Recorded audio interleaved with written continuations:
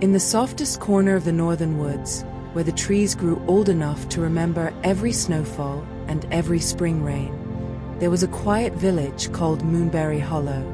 It was not the kind of village that appeared on ordinary maps. No road led directly to it, and no traveler found it by accident unless the forest wished them well. Moonberry Hollow rested in a valley shaped like a sleeping cat, curled between blue hills and silver streams, hidden beneath a gentle mist that smelled faintly of pine needles, honey, and warm bread. At dusk, when the sky turned the color of lavender tea, little golden lights began to glow in the windows of the cottages. Their roofs were covered with moss and tiny white flowers. Their chimneys gave off slow ribbons of smoke that drifted upward as lazily as thoughts before sleep. Every evening, just before the first star appeared, the lanterns of Moonberry Hollow were lit. Not ordinary lanterns. These were dream lanterns. They hung from curved iron posts along the cobblestone paths, from the branches of old willow trees, from shop signs, bridge rails, garden gates, and even from the antlers of the patient stone deer that stood beside the village fountain. Each lantern held a small flame the color of moonlight, and each flame carried a little piece into the night. The person who cared for these lanterns was an old lantern keeper named Elian Moss. Elian lived at the edge of the village in a round cottage with a blue door, a soft green roof, and a garden full of moonberries. Moonberries were small, silver-blue fruits that only ripened under starlight. They tasted different to everyone. To some, they tasted like vanilla cream. To others, like warm apples or mint or summer rain. To Elian, they tasted like childhood. Every evening, he took his long wooden staff from beside the door, placed a wool cloak over his shoulders, and stepped outside into the gentle air. His cloak was the color of winter smoke, and it had deep pockets full of useful things. A folded map that redrew itself, a tiny brass key that opened stubborn locks, a pouch of dried lavender, a spool of silver thread, and 3 biscuits wrapped in cloth for whoever might need one. He never hurried. In Moonberry Hollow, hurrying was considered poor manners toward time. Elian walked slowly along the garden path, brushing his fingers over the sleepy herbs. The rosemary bowed. The thyme shivered. The moonberry vines gave off a quiet shimmer, as if they were remembering the stars before the stars had even arrived. Near the garden gate, a little fox with white paws waited for him. The fox's name was Brindle, though no one had given him that name. He had simply carried it in his eyes until everyone knew what to call him. Brindle was not a pet, not exactly. He belonged to himself, as most magical creatures do. But he enjoyed walking with Elian in the evenings, because Elian never expected him to behave like anything other than a fox. Together, they began the lantern walk. The first lantern stood beside the bakery, where the scent of cinnamon rolls and honey cakes floated through the open window. The baker had already gone home, but the oven still held a gentle warmth, and the glass display case glowed with the last few pastries of the day. Elian lifted his staff and touched the lantern's glass. A small flame woke inside. It did not flare. It did not crackle. It simply opened, like an eye made of light. The cobblestones beneath it turned golden. Brindle sat down and blinked at the glow, his tail curled neatly around his feet.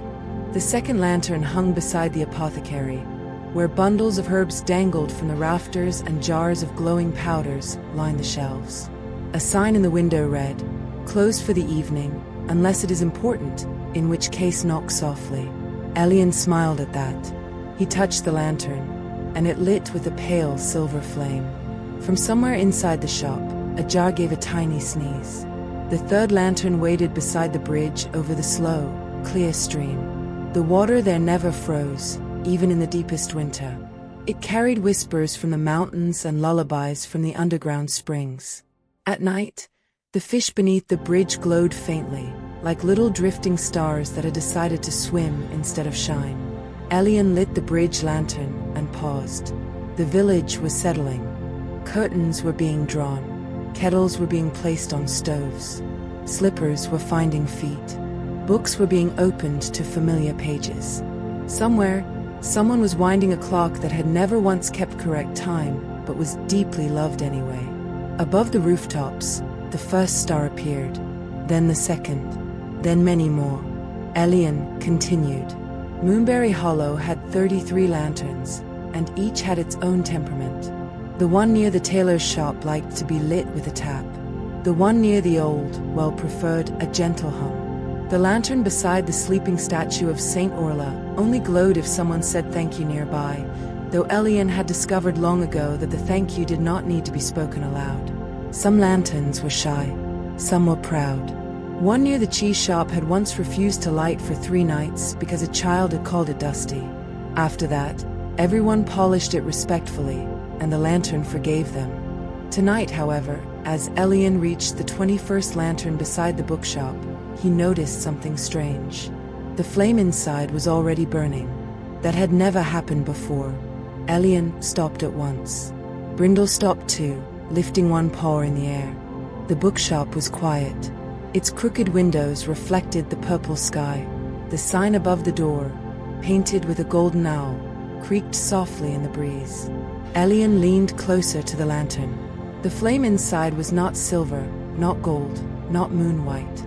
It was blue, a deep, calm blue, like a dream seen through water.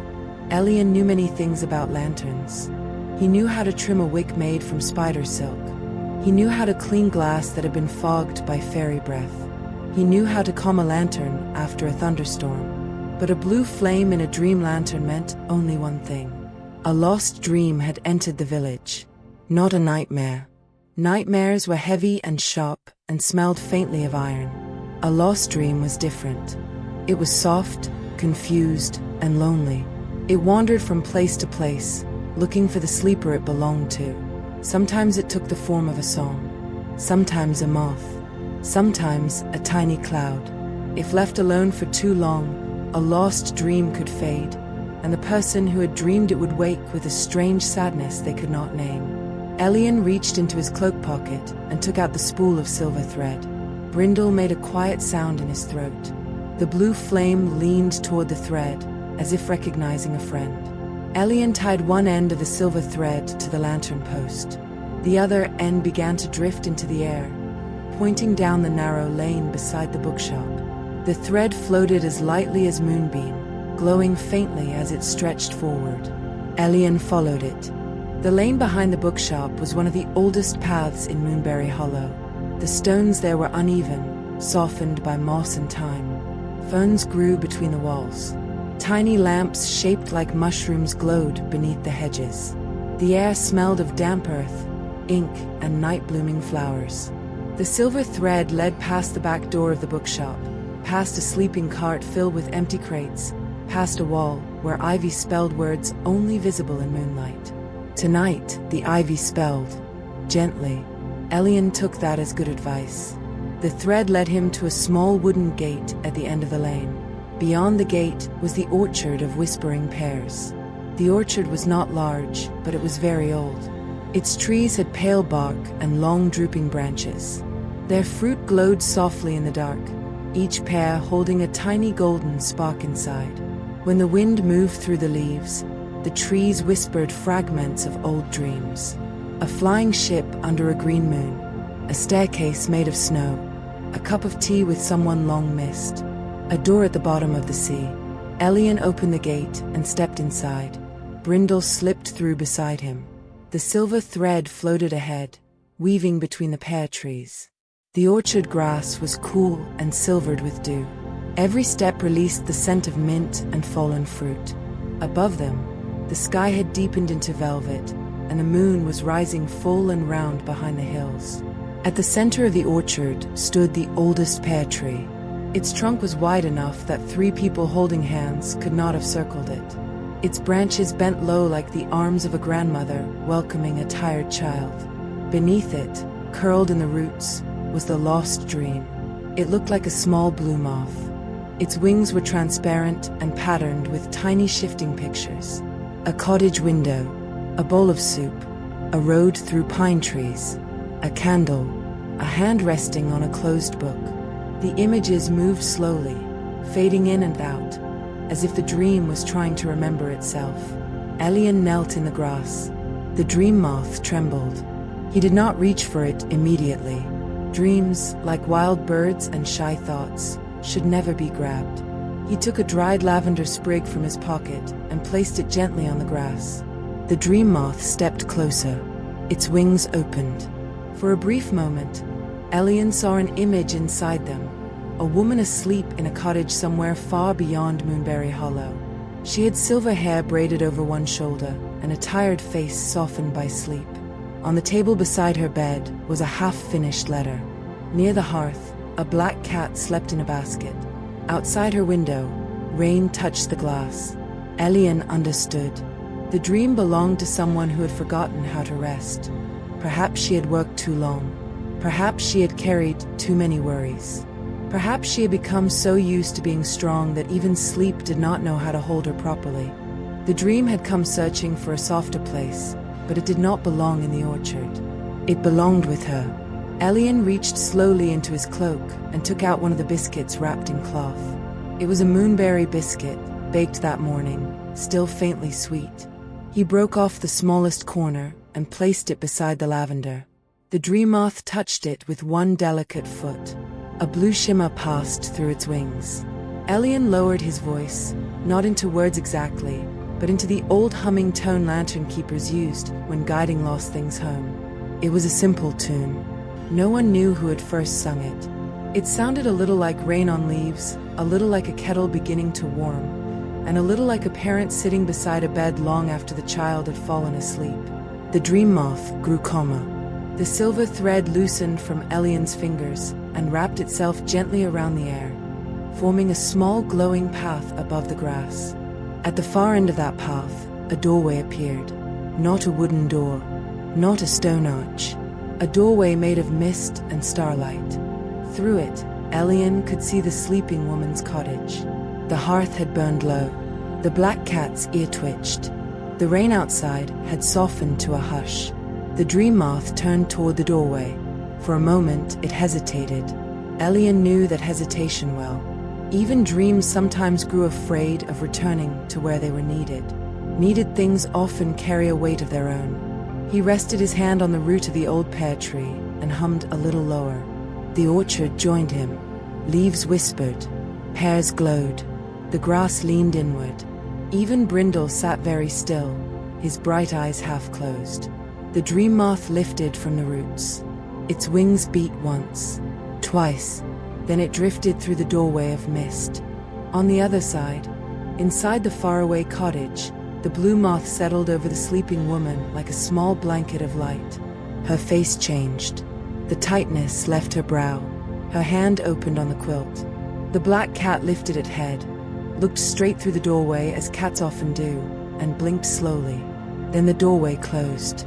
The silver thread fell softly into Elian's palm. The orchard became quiet again. For a while, Elian remained beneath the old pear tree, breathing in the cool night air. He felt no need to rush back. A task done gently deserved a gentle ending. Brindle yawned. Elian smiled. The moon had risen higher now, painting every pear, every leaf, every blade of grass with soft white light. In the distance, Moonberry Hollow glowed with its dream lanterns, warm and safe in the valley. Elian stood slowly, brushing dew from his cloak. There were still 12 lanterns left to light. He walked back through the orchard with Brindle beside him, closing the wooden gate without a sound. The silver thread returned to its spool by itself, winding neatly as if pleased with the evening's work. When they reached the bookshop lantern again, its flame was no longer blue. It burned moon-white, steady, peaceful. Elian touched the glass with 2 fingers, a quiet greeting and farewell. Then he continued down the cobblestone path. The 22nd lantern waited near the tea house. The 23rd beside the little post office, where letters sometimes arrived before they were written. The 24th beside a bench where lonely people often found exactly the right stranger sitting beside them. One by one, Elian lit them all. By the time the 33rd lantern glowed beside his own garden gate, the village was fully asleep. Moonberry Hollow rested under the stars. The bakery cooled. The apothecary dreamed of herbs. The bookshop rearranged its shelves in tiny secret movements. The stream beneath the bridge carried moonlight through the valley. Elian opened the blue door of his cottage and stepped inside. The room was warm. A small fire waited in the hearth. A kettle sat on the stove. His chair stood beside the window, soft and worn from many years of sitting. On the table was a bowl of moonberries, a clean cup, and a book he had read many times, but never finished in quite the same way. Brindle entered without asking and curled on the round rug near the fire. Elian hung his cloak on its peg. He placed the staff beside the door. He put the spool of silver thread back in the drawer where it belonged. Then he made tea. Not strong tea. Not tea for waking. A gentle tea of chamomile, pear blossom, and a single crushed moonberry. Steam rose from the cup in slow silver curls. Elian sat in his chair by the window and looked out at the village. Every lantern was lit. Every path was soft with light. Somewhere far away, a woman slept peacefully with a blue dream folded safely behind her eyes. And in Moonberry Hollow, the night deepened, kind and endless, wrapping the valley in silence. Elian took one slow sip of tea. The fire gave a quiet sigh. Brindle's breathing became deep and even. Outside, the moon watched over the rooftops, the orchards, the stream, and the hidden roads that only appeared when someone truly needed to find their way. And little by little, as the lantern flames glowed steady in the dark, the whole world seemed to become softer, slower, warmer, as if even time had pulled a blanket over its shoulders and decided, for once, to rest. By the time the last lantern had settled into its steady glow, Moonberry Hollow had become a bowl of soft light beneath the stars. The roofs shone with dew. The lanes curved through the village like ribbons laid gently upon the earth. Every window held a different kind of quiet. Some glowed amber from banked fires. Some were dark and peaceful. Inside the round cottage at the edge of the village, Elian Moss sat beside the fire with his cup of moonberry tea warming both hands. Brindle slept near the hearth, one white paw tucked beneath his chin. The room smelled of chamomile, old wood, and rain that had not yet fallen but was already thinking about it. Most nights, after the lantern walk, Elian read 3 pages from his book, forgot where he was, read 1 page again, and then fell asleep in his chair. But on this night, the cottage remained awake. The kettle clicked quietly on the stove. The moonberries in the bowl shimmered once, then twice. A small bell above the blue door gave a single silver chime. The bell was not for visitors. Ordinary visitors knocked. The bell rang only when one of the lanterns had sent a message home. Brindle opened one eye. Elian set down his cup and crossed the room to a narrow wooden cabinet beside the window. He opened the drawer marked lantern messages. There, resting on dark velvet, was a folded piece of paper no larger than a leaf. There were no words on the paper. Instead, there was a scent. Yasminedea, warm cream, willow bark after rain. Elian smiled, because he knew exactly where the message had come from. The tea house beneath the willow was calling. He did not hurry. Elian put on his cloak, slipped 2 biscuits into his pocket, took his staff, and opened the blue door. Brindle stretched, yawned, and followed him into the night. The village slept as he walked. Past the bakery, where the ovens dreamed of cinnamon. Past the bridge, where glowing fish drifted in slow circles under the water. The lantern flames bowed slightly as Elian passed. They were holding the night together, one quiet flame at a time. The tea house stood at the far end of the village, where the cobblestone lane became a mossy path, and the mossy path became grass. It was built beneath an enormous willow tree whose branches poured down like a waterfall made of leaves. The sign above the door read, "The Willow Cup." Beneath the name, in smaller letters, it said, "Open when needed." The windows glowed faintly, though no candle burned inside. Elian pushed open the door. A warm hush welcomed him. The tea house was empty, but it did not feel abandoned. It felt prepared. Little tables sat neatly around the room. Copper kettles hung above the counter. Shelves lined the walls, filled with jars of tea leaves in every color of autumn and dusk. At the center of the room stood a single table set for 3.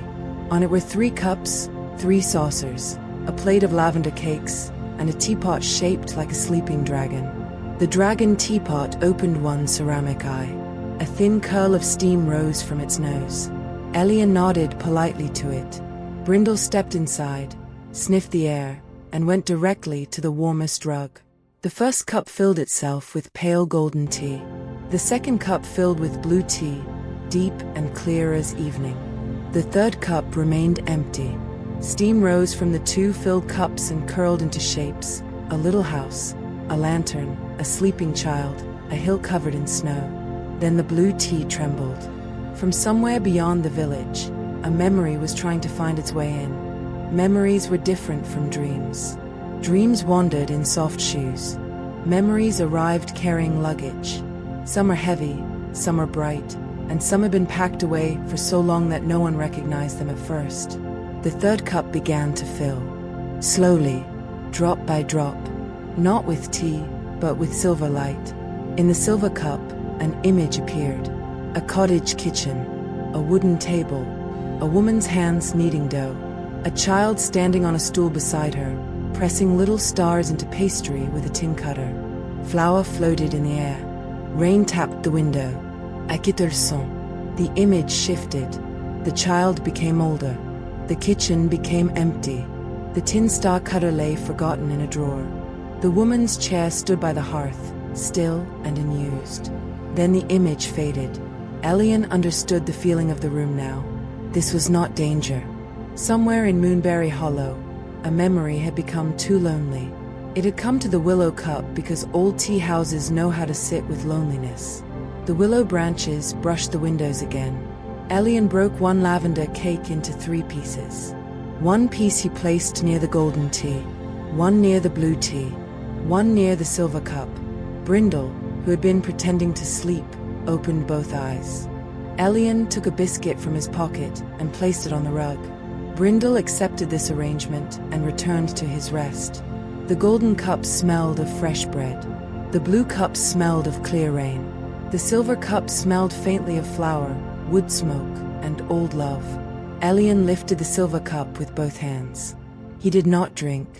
Instead, he carried it to the front window and held it beneath the hanging willow leaves. The leaves lowered themselves toward the cup. One by one, they touched the rim, leaving tiny green sparks on the silver surface.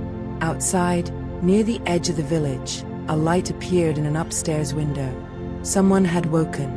Not fully, not sharply, just enough for the heart to open a little. The silver tea lifted from the cup in a thin, shining ribbon. It passed through the window glass without disturbing it and drifted toward the distant cottage. Inside that cottage, an elderly man slept beneath a quilt patched with many colors. On the table beside his bed was a small wooden box, and inside that box, though he had not opened it in years, was a tin star-shaped pastry cutter. The silver ribbon settled over him. His breathing changed. His sleeping face softened. Perhaps he dreamed of flour on his hands.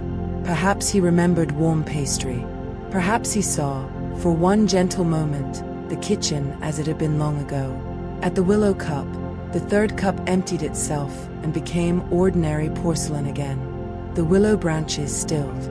Elian drank the golden tea, which tasted like toast, honey, and the first calm breath after crying. The dragon teapot curled its tail around itself and closed its ceramic eye. Outside, a faint rain began. It did not fall heavily. It appeared, bead by bead, on leaves and stones and window glass. If anything, the lanterns glowed more beautifully through it. Elian stood and fastened his cloak. Brindle rose with the slow dignity of a fox who had been helpful by sleeping in the correct place. Before leaving, Elian placed the remaining lavender cakes into a small paper packet and set them on the counter. By morning, the tea house would know who needed them. Then he stepped outside. The willow branches parted for him. The rain touched his face, cool and clean. The village smelled of wet moss and warm chimneys. Each cobblestone held a small reflection of lantern light, so the path looked scattered with little moons. Elian and Brindle walked home through the quiet. At the bridge, the glowing fish rose near the surface, following their reflections before drifting back into the dark water. At the bakery, the last warmth of the oven slipped out beneath the door, and curled around Elian's ankles like a friendly cat. When they reached the blue-doored cottage, the garden was shining with rain. The moonberries looked brighter than before. Inside, the fire had settled into embers. Elian hung his wet cloak near the hearth. Brindle shook exactly once, then curled back onto the rug. Elian returned to his chair by the window. The book still waited on the table, open to the same page. He picked it up, read one sentence, and smiled because he had read that sentence many times and still liked it. Outside, the dream lanterns glowed in the rain. Somewhere in the village, an old man slept with a softened heart. The willow tea house stood quiet beneath its leaves, open when needed, closed when not. The rain continued, soft as fingers on a drum. The fire breathed low. The room became warm, then warmer, then wonderfully still. And as Elian's eyes grew heavy, Moonberry Hollow settled deeper into the night, wrapped in lantern light, rain music and peace. Near midnight, when even the rain had grown sleepy, Moonberry Hollow became quieter than quiet. The kind of quiet that did not feel empty. The kind that felt full of soft breathing, warm blankets, closed books, cooling teacups, and dreams settling gently into place. Inside the blue-doored cottage, Elian Moss had nearly fallen asleep in his chair. His book rested open in his lap. The fire had become a low red glow beneath a blanket of ash. Brindle slept on the rug, his tail covering his nose. For a while, nothing moved except the rain on the window. Then the 33rd lantern outside Elian's garden gate flickered. Once, twice, 3 times. Elian opened his eyes. A lantern did not flicker without reason. The dream lanterns of Moonberry Hollow were steady things. They did not tremble in wind. They did not dim in rain. They did not complain about fog, snow, moths, or the occasional squirrel sitting on top of them. So when a lantern flickered, it meant something small and important had lost its way. Elian closed his book, placed it carefully on the side table, and rose from the chair. His knees gave a quiet creak, like old floorboards remembering footsteps. Brindle opened one eye. Elian took his staff from beside the door and wrapped his cloak around his shoulders. This time he added a knitted scarf, because midnight rain had a habit of finding the back of the neck. Outside, the garden smelled of wet lavender and moonberries. The 33rd lantern stood beside the gate, its moon-white flame bending toward the forest path beyond the village. Elian touched the glass with 2 fingers. The flame turned pale green. Brindle made a small sound. Green was not the color of lost dreams. Green was the color of wandering wishes. Wishes were lighter than dreams and more restless than memories. They could travel for years. They hid in birthday candles, wells, folded paper birds, lucky stones, eyelashes, and the quiet breath someone took before hoping for something they were afraid to name. Most wishes found their own path, but now and then one became tangled. Elian opened the garden gate. Beyond it, the forest waited in the rain. The path was narrow, lined with ferns and roots and little white mushrooms that glowed faintly beneath their caps. The trees leaned over the trail, not in a frightening way, but in the way old friends lean closer when someone begins to tell a story. Elian walked slowly. Brindle followed, stepping around puddles with great seriousness. The green light from the lantern stretched ahead of them like a ribbon. It led deeper into the trees, past the owl stones, past the mossy stump shaped like a sleeping bear, and down into a hollow where the rain did not fall. At the center of the hollow was a staircase. Elian had not seen it in many years. It was made of starlight. The steps rose from the forest floor and disappeared between the branches. They did not lead to a tower or hill or doorway. They simply climbed upward into a soft silver darkness where the clouds moved like slow sheep across the moon. Each step glowed gently, not bright enough to hurt the eyes, just enough to show where the foot should go next. On the first step sat a tiny green spark, the wandering wish. It was no bigger than a pea. It pulsed softly, dim and bright like a little heart. Elian lowered himself onto a moss-covered stone nearby. He did not touch the wish. Wishes were even more delicate than dreams. A dream could be guided. A memory could be comforted, but a wish had to choose whether to keep going. The green spark trembled on the step. In its glow, Elian saw pieces of a life. A young woman sitting beside a window with a notebook in her lap. A half-drawn map. A packed bag hidden beneath a bed. A small village far away. A road leading toward mountains. Then came the feeling inside the wish. Not fear exactly. Not sadness either. It was the ache of wanting a life to become wider, while still loving the small world that had held you. Elian understood. Many people thought wishes were only about getting something, but most wishes were really doorways. To make one true, a person had to step through, and stepping through meant leaving one room for another. The green spark flickered again. The staircase above it shimmered.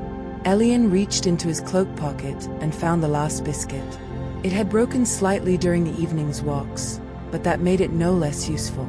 He placed the crumbs on the moss beside the first step. Brindle came closer. Elian placed one crumb apart from the rest. Brindle accepted it with quiet approval. Then Elian took out his folded map. The map redrew itself whenever it wished. Tonight it showed no roads, no rivers, no village names. Only a single line of green ink, moving from the tiny spark on the stair to a distant cottage far beyond the forest. At the end of the green line was a sleeping window. Elian folded the map again. The wish did not need directions. It needed courage. So Elian sat beside it. He watched the rain fall around the hollow without entering. He listened to the forest breathe. He let the silence be kind. After a while, the wish grew a little brighter. The first step beneath it warmed. The second step appeared more clearly. Then the third. Then the fourth. The staircase was inviting the wish upward. But still the tiny spark hesitated. Elian looked up through the branches. The clouds parted. The moon shone down, round and patient. Under that moonlight, the staircase of soft stars seemed less like a climb and more like a lullaby made visible. Step by step, it rose gently through the dark, promising no rush, no demand, no sharp turn. Only one small step, and then another. The wish lifted, only a little, then it settled back down. Brindle sat beside the stair and curled his tail around his paws. He looked at the wish with the deep calm of a creature who had never once doubted the usefulness of waiting. Elian smiled. The forest seemed to smile too, though forests do it quietly. A breeze moved through the leaves. It carried scents from far places. Mountain snow, warm bread, summer fields, old libraries, sea salt, and wood smoke. The tiny wish brightened at each scent, as if remembering that the world was large, and not all large things were frightening. At last, the wish rose from the first step. It floated to the second, then the third. With each step, it became less like a spark and more like a little lantern. Its green light softened into gold at the edges. The staircase hummed beneath it, a sound almost too gentle to hear. Elian stood slowly. Brindle rose with him. Together, they watched the wish climb higher and higher until it reached the place where the branches opened to the sky. There, the staircase bent toward the moon. The wish paused one final time.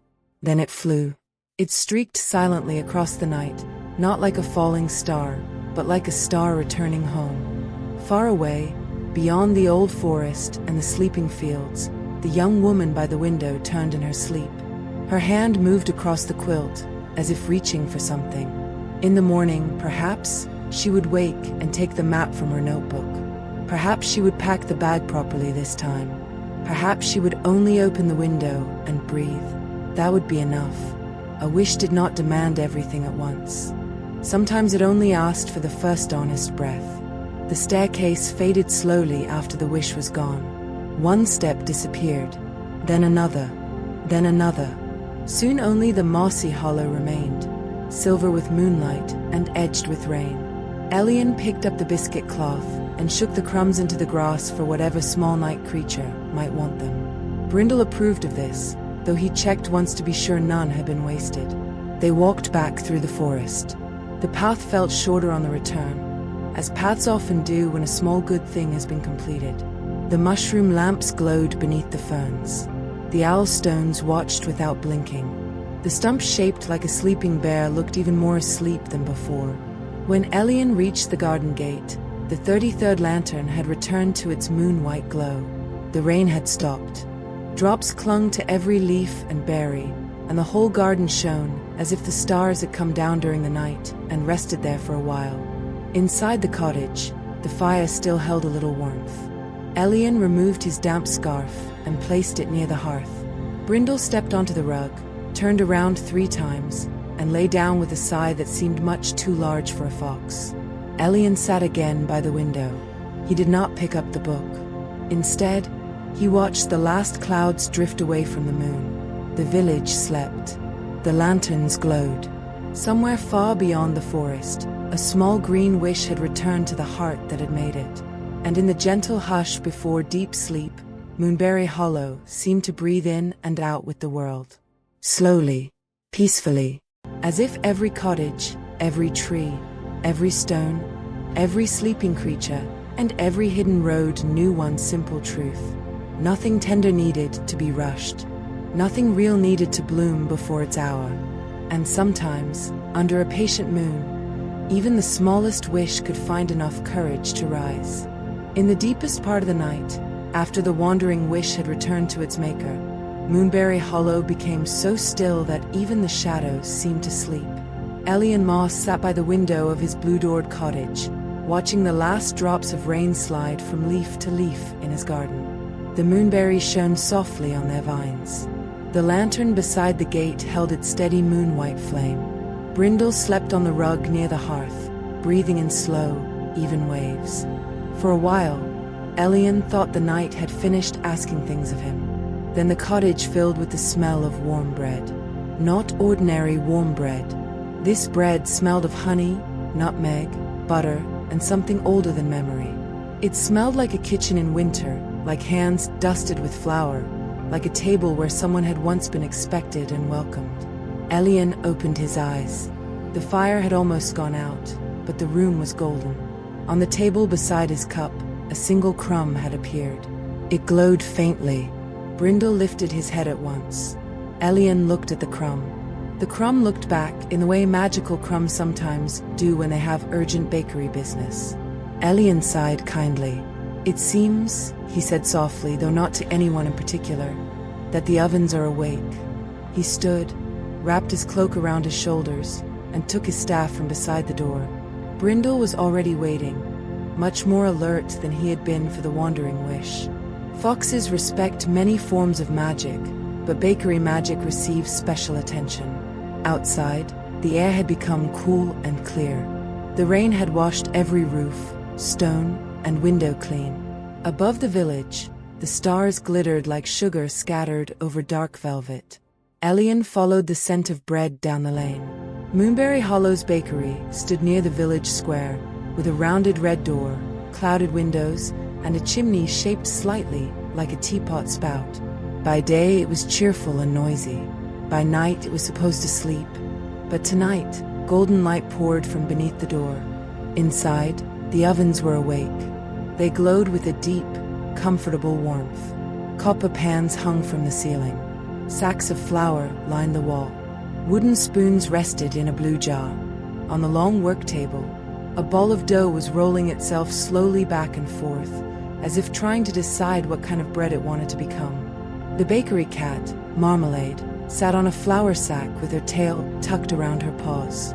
She looked at Elian as though she had been expecting him and had personally arranged the whole matter. Brindle paused at the doorway. Marmalade narrowed her eyes. Brindle sat down politely. Elian stepped inside and removed his hat. The glowing crumb on his table had not been a message from the baker. The baker was asleep in her cottage, 3 streets away, dreaming of plum tarts and quiet mornings. No, this message had come from the bakery itself. Old village bakeries sometimes woke in the night when someone needed comfort, but did not know how to ask for it. Their ovens warmed. Their dough stirred. Their shelves remembered recipes that no one had written down. Elian placed one hand on the wooden work table. The dough rolled toward him. It was soft, warm, and dusted with silver flour. A small shape appeared in its surface. A cottage, then a bed, then a pair of hands held tightly together. Elian understood. Someone in the village was wading through a difficult night. Not danger, not illness sharp enough to call the doctor, but worry, the kind that sits beside the bed and listens too closely to every breath, the kind that makes the room feel too large and the clock too loud. The bakery wished to send comfort. Elian washed his hands at the sink, rolled up his sleeves, and stood before the dough. He was not a baker by trade, but in Moonberry Hollow, every person knew how to help bread become itself if the hour was gentle enough. The dough sighed beneath his palms. He folded it once, then again. The bakery warmed around him. The jars on the shelves began to glow, one by one. Cinnamon, poppy seed, dried apple, moon salt, lavender sugar. The last jar, tucked behind a tin of biscuits, held golden raisins that had been soaked in morning sunlight. Eliane chose carefully. A pinch of cinnamon for steadiness, a spoon of lavender sugar for rest, a few golden raisins for hope. Marmalade blinked her approval. Brindle watched from the doorway, his ears high and his manners excellent. As Elian kneaded, the dough changed. It became smoother, softer, and more certain. It no longer rolled about the table in confusion. It settled beneath his hands like a tired thought finally finding words. From the oven came a low hum. The dough rose gently, though no time had passed for rising. That was bakery magic. Some things needed hours. Some things needed care. And some things, when given care at the exact right moment, understood what they were meant to become. Elian shaped the dough into 12 small rolls. Each roll fit neatly in his palm. He marked the tops with a little crescent moon, then placed them on a warm tray. The oven door opened by itself. Golden light spilled across the floor. Elian slid the tray inside. The door closed. Then the bakery became very quiet. No ticking clock, no whispering shelves, no rain. Only the deep, slow warmth of bread becoming bread. Elian sat on a stool near the work table. Marmalade stepped down from the flour sack and sat beside him. Brindle, after receiving no objection, moved a little farther into the room and curled near the door. The three of them waited. Waiting, when done gently, was not empty. It was a kind of trust. The bread knew the heat. The oven knew the bread. The night knew where the comfort had to go. After a while, the oven chimed. Not loudly, just one soft note, like a spoon touching the edge of a cup. The door opened. The rolls were ready. They were golden brown, shining faintly at the crescents, and smelled so peaceful that Elian's shoulders relaxed at once. He lifted them from the tray and placed them in a basket lined with a blue cloth. One roll, the smallest, leaned slightly toward Brindle. Elian gave it a careful look. Marmalade gave it a stricter one. The roll straightened itself. Elian covered the basket and carried it outside. The village square was empty beneath the lanterns.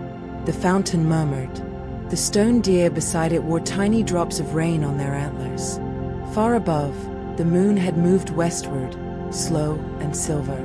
The basket grew warmer in Elian's hands. It knew the way. He followed where it leaned. Past the fountain, past the tailor's shop, past the little post office, where one sleepy letter turned over in its sorting tray. At last, the basket led him to a small cottage with pale green shutters. One upstairs window glowed. Inside, a young man sat beside a bed, wrapped in a blanket, watching over someone he loved. A kettle had gone cold on the table. A book lay open and unread. The room was full of quiet worry. Elian did not knock. Comfort did not always need to enter through the front door. He set the basket on the doorstep and touched the nearest lantern with his staff. The flame brightened once. A soft golden line moved from the lantern to the cottage door. The latch lifted without a sound. The door opened just enough to let the scent of warm bread drift inside. Upstairs, the young man raised his head. He listened. Then he stood and came down the stairs slowly, as though surprised that the night had remembered him.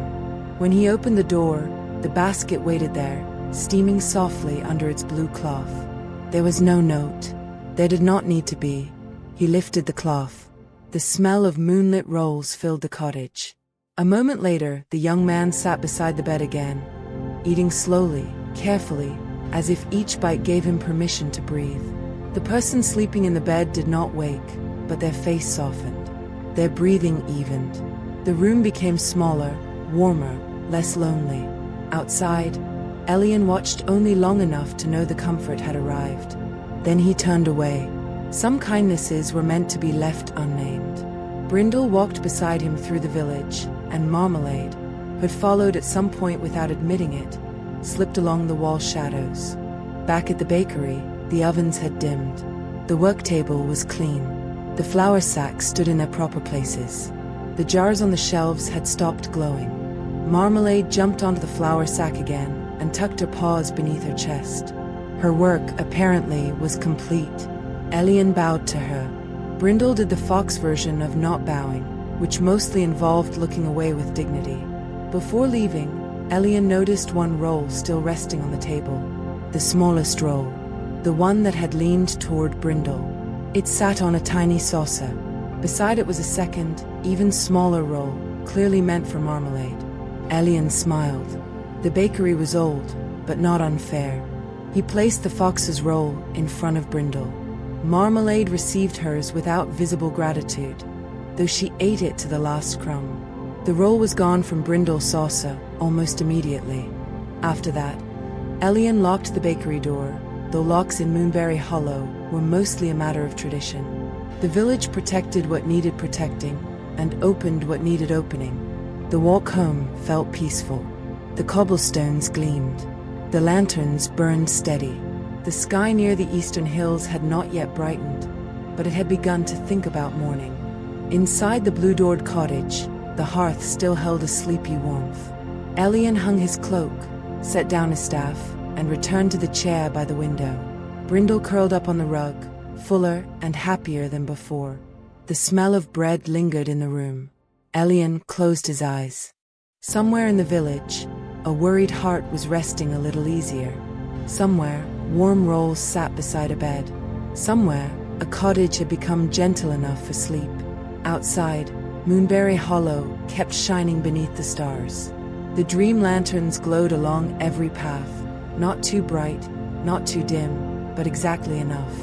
And as the night folded itself softly around the village, Elian drifted at last towards sleep, held by the memory of warm bread, quiet kindness, and the deep comfort of knowing that even in the darkest hour, something good could still be baking.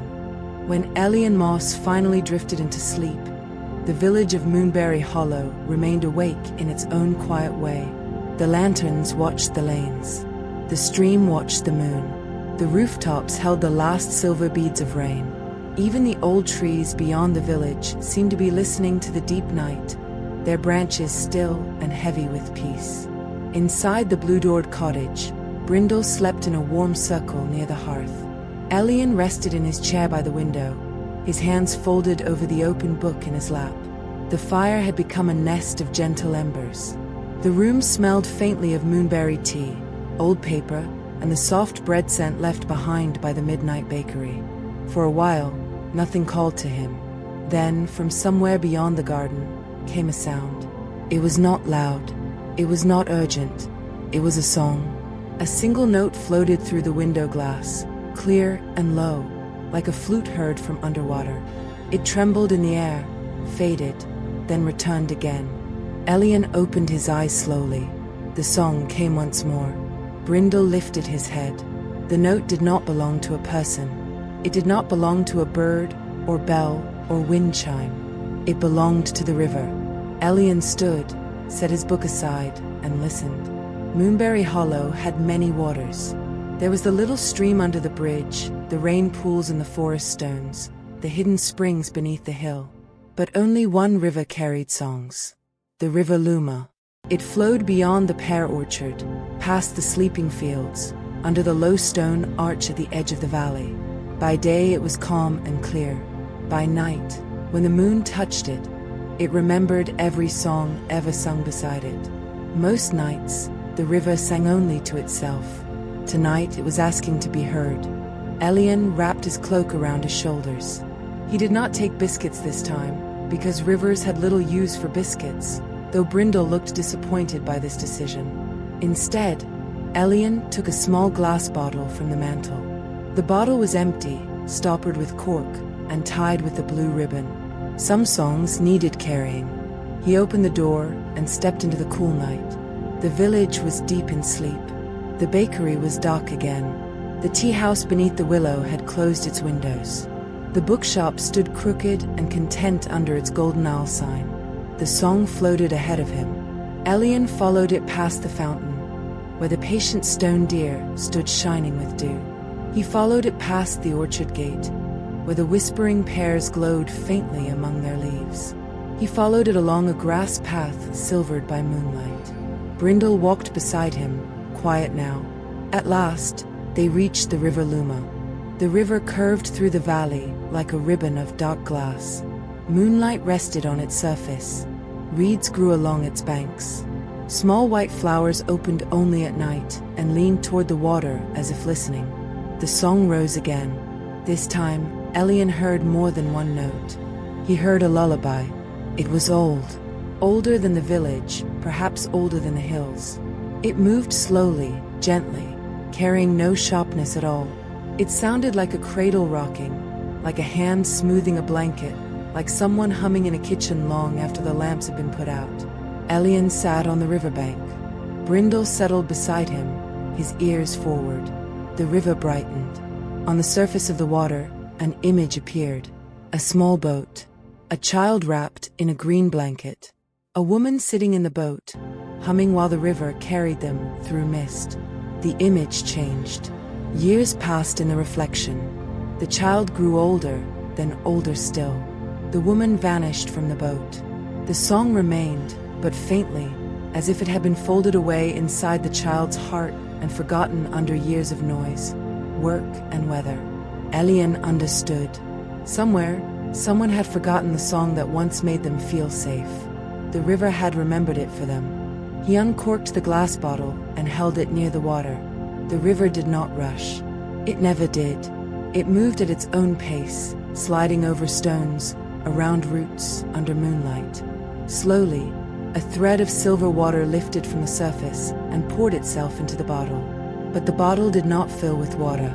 It filled with music. The lullaby gathered inside as a pale, blue glow. It circled the glass once, then twice, then settled softly at the bottom like a sleeping flame. Elian corked the bottle. The river quieted, but not completely. It continued to murmur around the reeds, pleased to have been useful.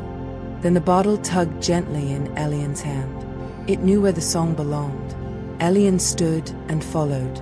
The path led away from the river and up toward the far side of the village, where the cottages were older and the gardens wilder. There, flowers grew as they pleased. Gates leaned open.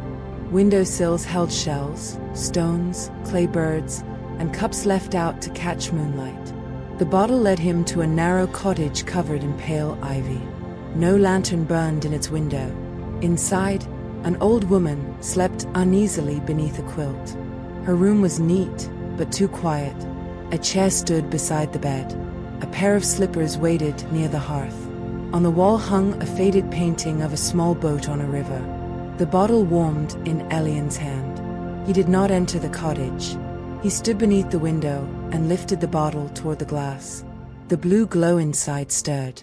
Then the lullaby passed through the cork, through the window, and into the room like a ribbon of soft mist. It drifted above the bed. The old woman turned slightly in her sleep. The song lowered itself around her. Her breathing slowed. Her hands, which had been gripping the quilt, loosened. Her face became peaceful in a way that made the whole room seem younger. For a moment, the moonlight on the wall moved like water, and the painted boat appeared to rock gently in its frame. Perhaps she dreamed of the river. Perhaps she remembered the woman in the boat. Perhaps she was only held by a tune her heart had known before words. That was enough. Elian watched until the blue light faded into the room. Then he stepped away from the window. The bottle was empty again. Brindle looked up at him, and together they walked back through the village. The return path took them past the old well. Its lantern glowed softly, reflected in the dark circle of water below. It took them past the tailor's shop, where a spool of thread rolled in its sleep and stopped before it fell from the table. It took them past the little schoolhouse, where chalk dust rested peacefully in the air, and the maps on the wall dreamed of distant places.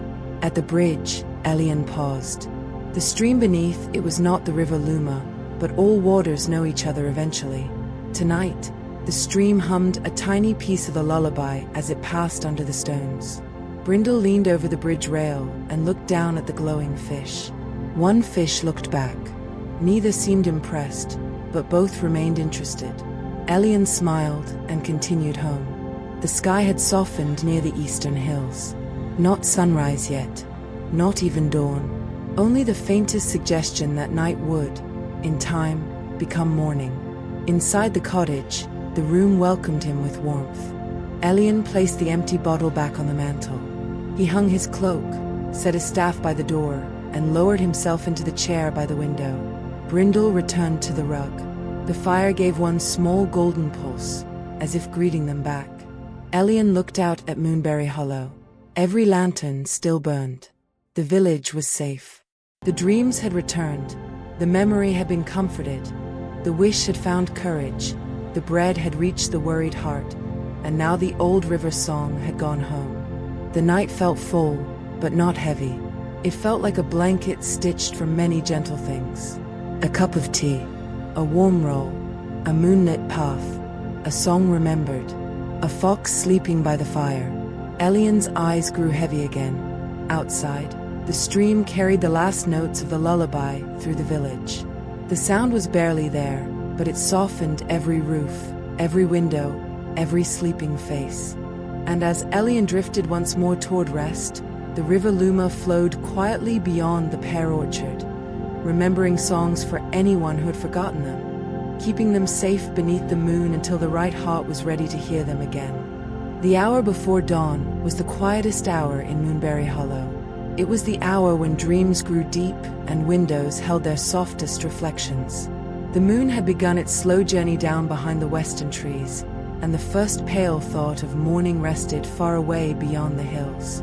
Inside the blue-doored cottage, Elian Moss sat with his eyes closed, not fully asleep and not fully awake.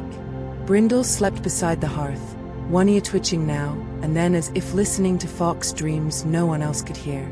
The empty glass bottle on the mantel gave one tiny ring. Elian opened his eyes. The ring did not come again, but the room had changed. The smell of river water and old lullabies faded, and in its place came the scent of paper. Not new paper, old paper. Paper touched by many hands, filled with ink, pressed between covers, left open beside beds, carried in satchels, read under blankets, and placed carefully on shelves. Elian knew that smell well. Somewhere in the village, the bookshop was awake. He rose slowly from his chair. The fire was low, but the room was still warm. He took his cloak, his staff, and a small brass bookmark from the shelf above the hearth. Brindle opened one eye, considered the matter, and stood. The village outside was silver and still. The dream lanterns glowed along the path, each flame steady in its glass. The rain had left the cobblestones clean. The air smelled of moss, cooling chimneys, and the faint sweetness of moonberries. Elian walked toward the crooked bookshop near the center of the village. The sign above its door showed a golden owl with painted eyes that sometimes blinked. Tonight, the owl was wide awake. The bookshop's name was The Turning Page. By day, it sold ordinary books, unusual books, books that hummed if shelved incorrectly, books that refused to be spoiled before the final chapter, and one old atlas that occasionally showed places that no longer existed. By night it slept, but not always. Tonight, warm light glowed behind the windows. Elian pushed open the door. A little bell rang above him, though it sounded more like a page turning than metal chiming. Inside, the shelves leaned in every direction. Ladders rested against tall bookcases. Reading chairs sat in quiet corners. A round table held a lamp shaped like a mushroom, and beneath it lay a stack of books breathing gently in their sleep. Books do sleep, though not in the way people do. They close their stories inward. They settle their pages. Their covers loosen. Their characters rest behind sentences until someone wakes them again. But one book near the back of the shop was not sleeping. It lay open on a low wooden stand. Its pages turned by themselves. Slowly, 1 page forward, 2 pages back, 1 page forward again. Elian approached. Brindle waited near the door, because he respected books but did not always trust them. The open book had no title on its cover. Its pages were cream-colored, thick, and edged with silver. On the left page was a drawing of a small room beneath a sloped roof. On the right page was a single line of handwriting. The story is waiting for its reader. Elian touched the brass bookmark in his pocket. Some books were not lost. Some readers were. The pages turned again. Now the picture showed a young man asleep at a desk. His head rested on folded arms. A candle had burned low beside him. Around him were stacks of papers, jars of ink, and 3 unfinished letters. On the wall hung a map of distant cities. The words changed. He has forgotten that stories are doors, not duties. Elian read the sentence twice. He understood. Some people came to stories only when they were tired. Some came when they were lonely. Some came when they wanted to escape. But sometimes, people who once loved stories began to treat them like tasks. Pages became measurements. Chapters became burdens. Wonder became something they planned to return to later. And later, if left too long, became a locked room. The book on the stand gave a soft sigh. A small paper moth rose from between the pages. It was made of folded sentences. Its wings carried tiny moving words, too small to read but easy to feel. They held adventure, warmth, friendship, mystery, and the deep calm of being taken somewhere without having to walk. The paper moth circled Elian once. Then it drifted toward the window. Elian opened it. The moth slipped out into the pale night. Elian followed, carrying the brass bookmark in his hand. Brindle came after him, quiet as a shadow. The paper moth floated down the lane, past the tea-house path, past the old well, past the schoolhouse. It did not move quickly. It moved as a good story moves, not rushing, but always leading onward. At the far end of the village stood a narrow house with a small attic window. The paper moth rose to that window and waited. Inside, the young man from the book's picture slept at his desk. The candle had gone out. One hand still held a pen. His face was tired, not with the pleasant tiredness that comes after a full day, but with the dry heaviness of trying too hard for too long. On his desk lay a closed book. Dust rested on its cover. Elian lifted the brass bookmark. The paper moth settled on it. For a moment, the bookmark glowed with soft gold light. Then the moth unfolded into a thin ribbon of words and passed through the attic window. The closed book on the desk opened. Not with a snap, not with a start, just softly, as if taking a breath. The pages turned until they found a place near the beginning. The ribbon of words settled between them like a path. The young man stirred. His hand opened, and the pen rolled gently away. He did not wake fully, but his face changed. His brow smoothed. His breathing deepened. In sleep, one hand moved toward the open book and rested near the page. Perhaps he dreamed of a door in a forest. Perhaps he heard the sea. Perhaps he remembered being small, hiding under a blanket with a book and a lantern, believing completely that the world was wider than it looked. That was enough. The brass bookmark became cool in Elian's hand. The paper moth was gone. The story had found its reader. Elian stood beneath the attic window for a moment, listening to the quiet inside the house. Then he turned back toward the village center. At the turning page, the open book on the stand had closed itself. On its cover, a title had appeared in silver letters. The Door That Waited. Elian smiled. He slipped the brass bookmark between its pages and placed the book on the round table beneath the mushroom lamp. In the morning, someone would find it there. Perhaps the young man. Perhaps someone else who needed it. Books had their own sense of timing. The shelves around him rustled softly. A few books shifted to make room for one another. A romance novel leaned closer to a book of sea maps. A cookbook tucked itself beside a volume of poems. The old atlas opened one eye-shaped continent and then closed it again. The bookshop was settling. Elian bowed to the golden owl sign, though it was outside and could not see him. The owl blinked anyway. Then he stepped back into the street. The eastern sky had become a little lighter. Not bright. Only pearl gray at the edge. The lantern flames seemed gentler now, as if preparing to let the morning take over. Brindle walked beside Elian with quiet steps. Neither of them hurried. At the bridge, the stream moved under the stones, carrying the last trace of the river's lullaby. At the bakery, a faint warmth remained behind the door. At the willow tea house, the leaves hung still and dark, holding the night's secrets kindly. When Elian reached his cottage, the garden gate opened before he touched it. The moonberries on the vines glowed one last time before fading toward their daytime blue. The 33rd lantern by the gate bowed its flame toward him. Inside, the cottage was waiting. The fire had nearly gone out, but one ember still glowed. Elian placed another small log on top, and the flame returned with a quiet golden stretch. Brindle curled on the rug and fell asleep almost at once. Elian hung his cloak, set down his staff, and returned the empty glass bottle to its place. Then he sat in his chair by the window and looked at the book in his lap. For the first time that night, he turned the page. The sentence at the top was one he did not remember seeing before. When the world becomes too loud, let a story carry you gently somewhere else. Elian smiled, because that seemed true enough. Outside, Moonberry Hollow rested beneath the last stars. A dream had found its sleeper. A memory had warmed an old heart. A wish had climbed toward courage. Bread had comforted a worried room.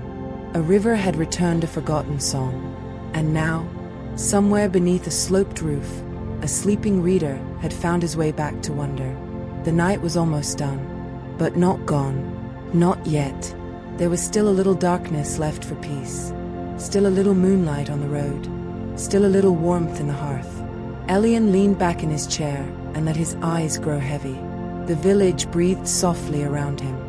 And in the crooked bookshop at the center of Moonberry Hollow, the shelves became still, the pages settled, and every sleeping book held its story close, ready to open when the right heart came near. The first hint of dawn had touched the far hills, but Moonberry Hollow still belonged to the night. It was a gentle in-between hour, neither dark nor light, when the world seemed to pause before choosing what to become. The stars had grown faint, but they had not vanished. The moon had lowered behind the trees, but it had left silver on the rooftops, on the cobblestones, and on every leaf in Elian Moss's garden. Inside the blue-doored cottage, Elian sat by the window with his book resting open on his lap. Brindle slept near the hearth, full of warmth and quiet fox dreams. The little room was calm. The walls held shadows softly. The kettle had cooled. The fire breathed in low orange glows.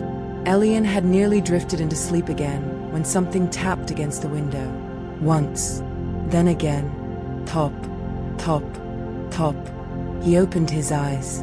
Outside the glass, a moonberry vine had lifted one curling tendril from the garden and was tapping politely on the window pane. Elian blinked. The vine tapped again, a little more firmly. Brindle raised his head, saw that the matter involved gardening, and lowered his chin back to his paws. Elian smiled, set his book aside, and stood. The garden was calling. He wrapped a shawl around his shoulders instead of his cloak, because the garden did not require formality. Then he opened the blue door and stepped into the cool air. His garden stretched around the cottage in soft, uneven beds. There were moonberry vines, sleepy herbs, lantern lilies, silver mint, dream root, blue thyme, and a small patch of patient carrots that had been trying to grow in the shape of question marks all season. The moonberry vines climbed wooden arches and low stone walls. Their fruits hung like tiny blue lanterns, round and soft and glowing faintly from within. But tonight, or almost morning, the moonberries were restless. They shimmered one by one. Not brightly, nervously. Elian walked slowly between the vines. The leaves brushed his sleeves. The damp soil gave off the deep, comforting smell of earth after rain. Near the center of the garden stood the oldest moonberry bush, twisted and silver-stemmed, planted by the lantern keeper before Elian, had been planted by the lantern keeper before her, and so on. Back into days no one could properly count. At the base of the old bush, the soil was glowing. Elian knelt. A tiny crack had opened in the earth. From it came a soft golden light. Not sunlight, not lantern light, seed light. Elian understood at once. A moonberry seed was waking. This did not happen often. Moonberries were slow things. A seed could sleep in the earth for 20 years, 30 years, sometimes 100, waiting for the exact morning when the stars, soil, rain, and silence all agreed. When a moonberry seed woke, it did not need water. It needed a dream. Elian sat back on his heels and looked around the garden. The vines trembled gently. They had many dreams stored in them. Dreams from children who had eaten moonberry jam before bed. Dreams from travelers who had tasted moonberry tea and remembered a home they had not yet found. Dreams from old villagers, young villagers, shy villagers, lonely villagers, and even one dream from a goose who had once slept beneath the hedge and imagined itself to be a queen.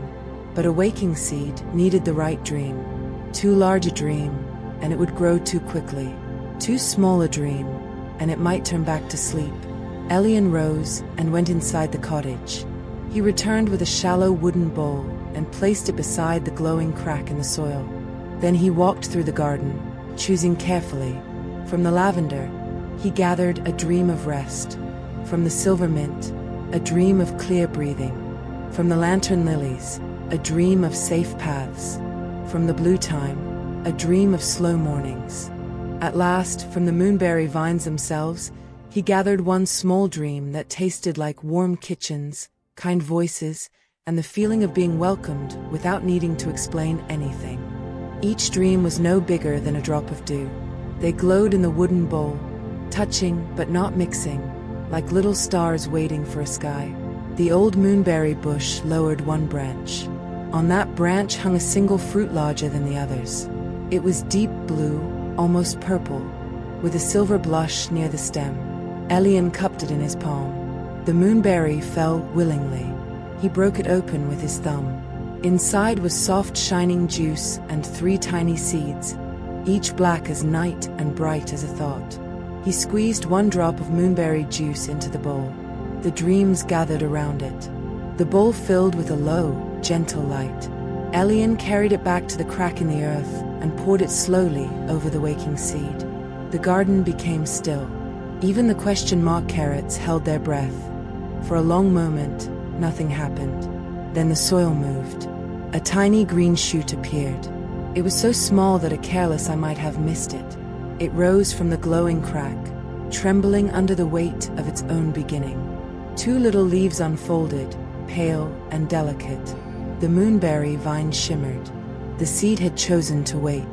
Elian smiled and lowered himself onto the garden bench nearby. There was nothing more to do now but keep company. Brindle appeared in the doorway, stretched, and padded out into the garden. He sniffed the new shoot from a respectful distance, then curled beneath the bench as if guarding it from any foolishness the morning might bring. The sky lightened by a shade. Birds had not yet begun singing, but they were thinking about it. The village rooftops softened from silver to gray. The dream lanterns along the lane still burned, though their flames had grown pale. Elian sat quietly. The new moonberry shoot leaned toward him. In its 2 tiny leaves an image formed. Not a warning, not a request, a promise. Elian saw the garden many years from now. He saw the little shoot grown into a strong vine, climbing a new arch beside the cottage.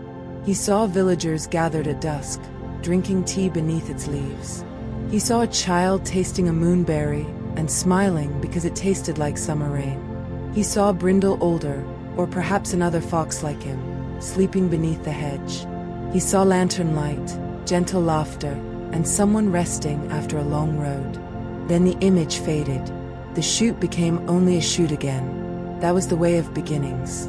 They carried whole futures inside them, but still needed ordinary mornings, ordinary rain, and ordinary patience. Elian reached down and touched the soil near the stem, not the stem itself. "Welcome," he said softly. The garden seemed pleased with this. The lavender relaxed. The mint gave off a cool breath. The old moonberry bush stood a little taller. From the village came the first sound of morning, a kettle being placed on a stove. Then another sound, a window opening. Then the quiet cluck of hens waking in a garden 2 lanes away. The dream lanterns began to fade, one by one. Not extinguish, fade. Their work was done for the night. Their flames withdrew into their wicks, storing the peace they had gathered until evening came again. Elian watched them from the garden bench. The lantern by his gate was the last to dim. Its moon-white flame bowed once toward the cottage, once toward the new moonberry shoot, and then settled into sleep. Morning arrived without hurry. The eastern hills turned pale gold. The clouds above them blushed softly. A robin landed on the fence, shook rain from its wings, and sang 3 careful notes, as if testing whether the day was ready. Brindle sneezed. Elian laughed quietly. Inside the cottage, the kettle began to tick in the cooling silence, though no one had lit it. The house, generous after a long night, was suggesting tea. Elian stood slowly, his bones feeling the many walks of the night, but his heart feeling light. Before going in, he placed 3 small stones around the new chute so no one would step on it by accident. One stone was gray, one was white, one was blue, polished smooth by the river Luma years ago. The chute stood between them, small and brave. Elian and Brindle returned inside. The cottage was golden now, warmed by the first morning light. Dust motes drifted in the air like tiny slow fairies. The fire had gone out, but the room did not feel cold.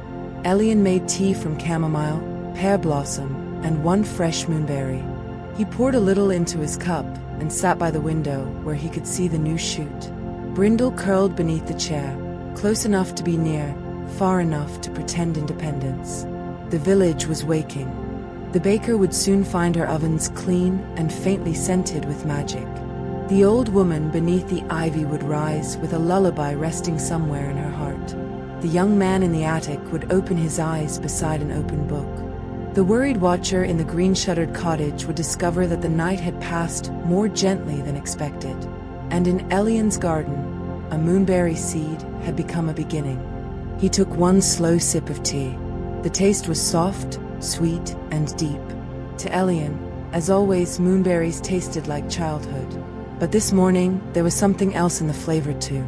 A little rest, a little hope, a little promise that even after the longest night, something tender could still rise from the dark. Outside, the new chute held its 2 tiny leaves toward the sun. Moonberry Hollow breathed in the morning, and for the first time since dusk, all the lanterns slept. Morning came to Moonberry Hollow the way a careful hand opens a curtain. Not all at once. First there was pale gold on the hills. Then the rooftops warmed from silver to honey.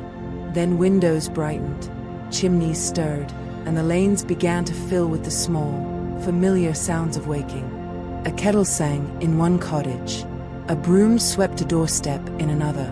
Somewhere near the square, a rooster called 3 times, then seemed satisfied with his work and became quiet again.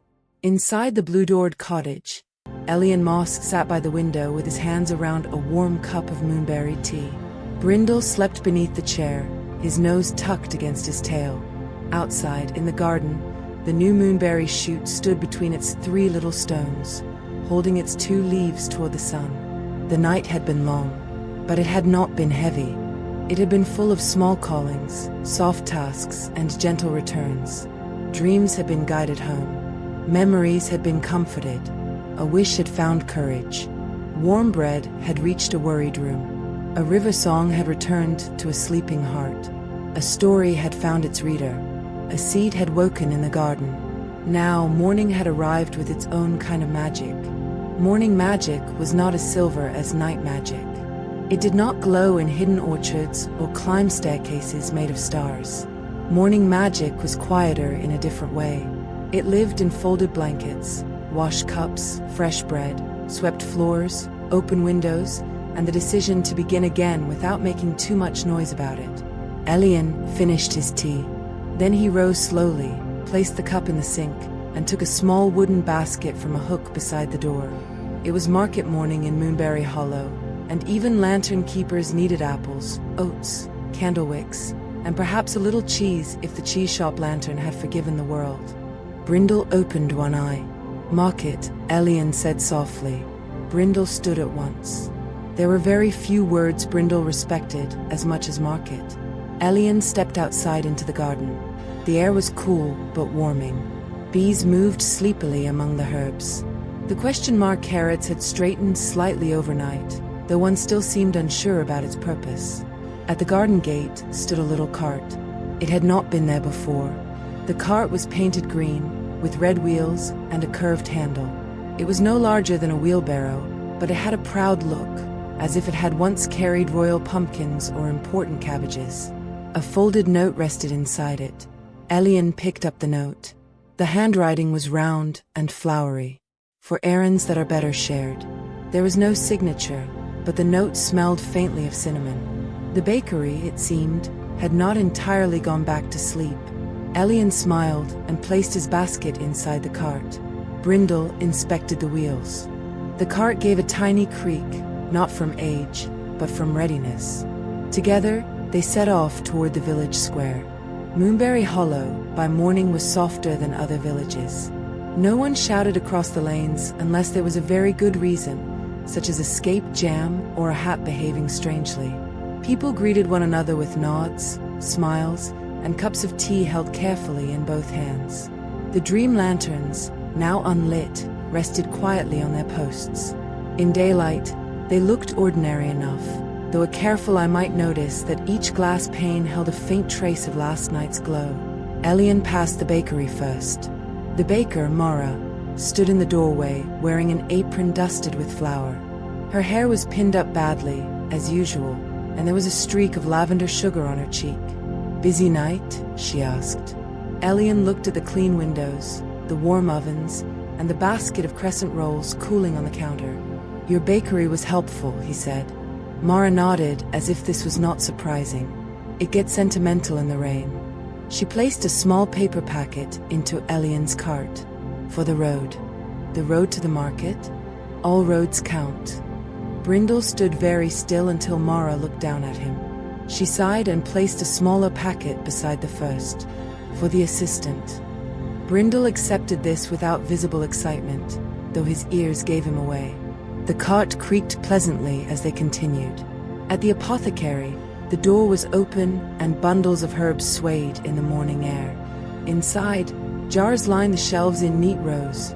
Peppermint, dream root, dried rose, silver nettle, cloud salt, and powdered patience, which was sold only in very small amounts because too much patience could make a person impossible to hurry. The apothecary, old Juniper Vale, stood behind the counter measuring blue thyme into a paper envelope. "Elian," she said, without looking up, "your lantern near the well hummed in its sleep. It does that after rain. It hummed in harmony. That is less common." Juniper sealed the envelope and placed it in the cart. "For your garden. The new shoot will like it." Elian was not surprised that she knew. In Moonberry Hollow, gardens rarely kept secrets from apothecaries. He thanked her and chose a bundle of candle wicks from a wooden box near the door. Brindle, meanwhile, watched a jar labeled Restless Hiccups. The jar hiccuped once, very quietly. The market had gathered around the fountain in the square. There were stalls with striped awnings, baskets of vegetables, jars of jam, stacks of soft scarves, polished stones, fresh eggs, little clay cups, hand-carved spoons, and cheeses wrapped in waxcloth. The fountain murmured in the center, and the patient stone deer watched over everything with rain-clean antlers. Elian moved slowly from stall to stall. He bought oats from the miller, who had once taught a bag of flour to dance and regretted it for 3 weeks. He bought 2 apples from a girl who insisted they were ordinary apples, although one whispered the word marvelous when placed in the cart. He bought a small round cheese from a cheesemaker, who leaned close and said, "This one is mild, but emotionally complex." Elian thanked him seriously. Brindle sniffed the cheese and seemed to agree. As they crossed the square, the cart began to pull gently to the left. Elian stopped. The cart pulled again. Brindle looked at it, then at Elian. "Ah," Elian said, "so it has opinions." The cart rolled toward the edge of the square, past the flower seller and the man who repaired clocks that did not wish to be repaired. It stopped in front of a bench beneath a young maple tree. On the bench sat a little wooden bird. It was not alive, not exactly. It had been carved from pale wood, with wings folded against its sides and a tiny red thread tied around one leg. One of its wings had cracked. Elian picked it up gently. The cart opened its front compartment by itself. Inside was a small tin of glue, a square of soft cloth, and a needle threaded with red. The note had been right. Some errands were better shared. Elian sat on the bench and repaired the wooden bird's wing. He worked slowly, smoothing the crack, wrapping the thread once, twice, then tying it carefully. Brindle sat at his feet, guarding the paper packets from imagined danger. When the repair was done, Elian placed the bird on his palm. For a moment, nothing happened. Then the wooden bird shook itself. Its repaired wing lifted. It hopped once, then flew in a small circle around the maple tree, scattering 3 tiny wooden feathers that turned into leaves before touching the ground. The bird landed on the edge of the cart and bowed. Then it flew toward the schoolhouse. Elian watched it go. In one of the schoolhouse windows, a child's face appeared, bright with relief. The child opened the window, and the wooden bird slipped inside. The cart gave a satisfied creak. Morning errands in Moonberry Hollow often became other things. By the time Elian had finished at the market, the car held oats, apples, candle wicks, blue thyme, cheese, 2 paper packets from the bakery, a small jar of pear jam, and 1 smooth white stone he did not remember buying but did not mind having. The sun had climbed a little higher. The village was fully awake now, but still gentle. Neighbors spoke near the fountain. A dog slept beneath a vegetable stall. The tailor carried folded cloth across the square. Someone laughed softly by the flower stand. Elian turned the cart toward home. On the way, he passed the green-shuttered cottage where the basket of moonlit rolls had gone during the night. The upstairs window was open. A blanket hung over the sill, airing in the sun. From inside came the sound of a kettle boiling and 2 quiet voices. Elian did not stop. He simply walked on, pleased. Near the ivy-covered cottage, the old woman who had received the river song stood in her doorway, wearing a blue shawl. She was humming, not loudly, just enough for the morning to hear. The tune drifted down the lane and settled into the stones. At the attic house, the young man sat by an open window with a book in his hands. He was not writing. He was reading. His face looked tired still, but in the clean, human way of someone who had slept and woken with a little more room inside. Elian smiled and continued home. When he reached his garden gate, the cart stopped. It had carried all it wished to carry. Elian unloaded the oats, apples, wicks, cheese, jam, blue thyme, and the mysterious white stone. He placed the stone beside the new moonberry shoot, near the gray, white, and blue stones already there. The chute leaned toward it as if recognizing a distant cousin. Then the little green cart turned itself around. Its red wheels rolled backward down the path. Elian and Brindle watched as it crossed the lane, past the bakery, and disappeared around the corner with the quiet confidence of a cart that knew exactly where it was needed next. Inside the cottage, Elian put away the market things. He placed the cheese in the cool cupboard. He hung the candle wicks near the lantern tools. He set tea. By late morning, Moonberry Hollow had settled into the comfortable rhythm of an ordinary day. The kind of day that did not ask to be remembered, yet became precious because of its softness. Sunlight rested on the cottage roofs. Bees moved carefully through the herb gardens. The fountain in the square murmured to itself, and the patient stone deer watched over the village with its rain-clean antlers. Inside the blue-doored cottage, Elian Moss washed his cup, folded the bakery paper neatly, and placed the candle wicks in their drawer. Brindle slept beneath the table with the peaceful seriousness of a fox who had completed many important market duties.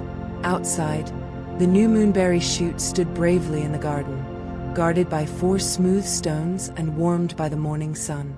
Elian stood by the window for a while, simply watching it. There was nothing to fix, nothing to chase, nothing lost. And in Moonberry Hollow, days like that were treated with respect. He took a soft cloth from the shelf and began polishing the lantern tools. There were little brass hooks, a wick trimmer, a moonglass brush, a tiny funnel for lantern oil, and a silver needle used only when a flame had become tangled in its own glow. One by one, he cleaned them and laid them neatly on the table. The work was quiet and satisfying. Brindle snored once. Then a shadow passed over the window. Elian looked up. Outside, the sunlight had dimmed, not suddenly but gently, as if someone had placed a pale scarf across the sky. A cloud floated low over the garden. Very low, too low. It drifted just above the moonberry vines, soft and round and white, with edges like sheep's wool. A second cloud followed it. Then a third. Elian opened the cottage door. 3 little clouds hovered in his garden, bumping softly into the bean poles and herb beds. One had caught itself on the weather vane. Another was nosing curiously at the lavender. The third had settled over the question mark carrots and was raining on them very lightly. The carrots seemed uncertain but refreshed. Elian stepped outside. Above the village, more clouds drifted low over the rooftops. They moved slowly, confused and sleepy, casting soft patches of shade across the lanes. From beyond the eastern hill came a faint bell. Not a church bell, not the tea house bell, a sheep bell. Elian smiled. The cloud shepherd was near. Beyond Moonberry Hollow, past the ridge where the grass grew blue in spring, lived the cloud shepherds.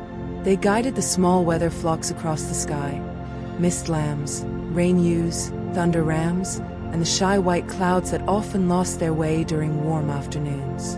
Most clouds preferred high places, but young clouds were curious.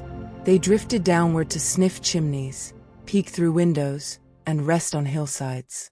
If not guided home, they might nap on a roof all day and leave a cottage damp until supper. Elian took his staff and walked into the garden. He did not wave it. Clouds disliked sudden gestures. Instead, he lifted it gently and tapped the grass 3 times. The little cloud on the lavender rose an inch. The cloud above the carrots stopped raining. The one on the weather vane untangled itself with a soft puff.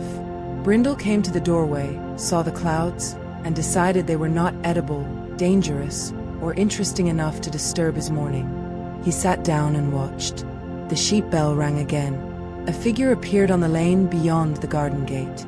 It was a small person in a gray hat, carrying a crooked crook made of willow wood. Their coat was the color of rain before it falls, and their boots were dusted with sky. They walked slowly, and above them floated a larger cloud shaped like a patient sheepdog. The cloud shepherd had arrived. Elian opened the gate. The little clouds in the garden stirred at the sight of the crook. One drifted toward the shepherd, then became distracted by a butterfly and floated sideways into the mint. The mint shivered and smelled very clean. The shepherd raised the willow crook. The sheepdog cloud gave a silent bark. All 3 garden clouds lifted at once. They rose over the moonberry vines, over the blue roof of the cottage, over the lane, and joined the other low clouds drifting above the village. But the flock was still scattered. One cloud had curled around the bakery chimney and was breathing in the scent of cinnamon. Another had settled on the roof of the turning page, where the golden owl sign looked deeply offended. A long thin cloud had wrapped itself across the bridge like a sleepy scarf. Elian and the cloud shepherd walked together through the village. No one hurried. Cloud herding required patience. At the bakery, the chimney cloud refused to move until Mara opened the door and placed a tiny pinch of flour on the step. The cloud sniffed it, sneezed once, and floated upward. At the bookshop, the roof cloud had begun reading through the attic window. Elian touched the nearest lantern post with his staff, and the lantern glass gave a soft glimmer. The cloud remembered it belonged to the sky and rose with great dignity. At the bridge, The scarf cloud had grown so comfortable over the stone rail that the glowing fish below were making faces at it from the stream. The cloud shepherd lifted the crook. The sheepdog cloud circled once. The scarf cloud sighed, loosened, and drifted away. Little by little, the flock gathered above the square. The clouds floated together now, round and soft, their bellies full of sunlight. They looked less confused. The sheepdog cloud circled them in slow loops, keeping them from wandering toward the cheese shop, where one small cloud still seemed interested in the emotionally complex cheese. Elian stood near the fountain and watched. The cloud shepherd raised the willow crook toward the eastern hill. The clouds began to move. They floated upward, not quickly, but with the calm trust of creatures being led home. Over the rooftops they went, over the willow tea house, over the pear orchard, over the far fields where the grass shone pale green beneath them. As they rose, the village brightened again. Sunlight returned to the cobblestones. The roofs dried. The golden owl sign on the bookshop blinked once and seemed satisfied. Only one tiny cloud remained. It hovered near Elian's shoulder. No bigger than a folded napkin, it had soft gray edges and a shy blue shadow underneath. It followed him when he took one step, then another. The cloud shepherd looked at the little cloud, then at Elian's garden. The tiny cloud drifted toward the blue-doored cottage. Elian understood. Some clouds were not lost. Some were gifts.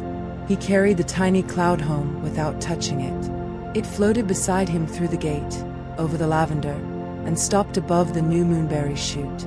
There it settled into the air and released 3 small drops of rain. Only 3. One for the soil, one for the stem, one for the future. The new shoot trembled happily.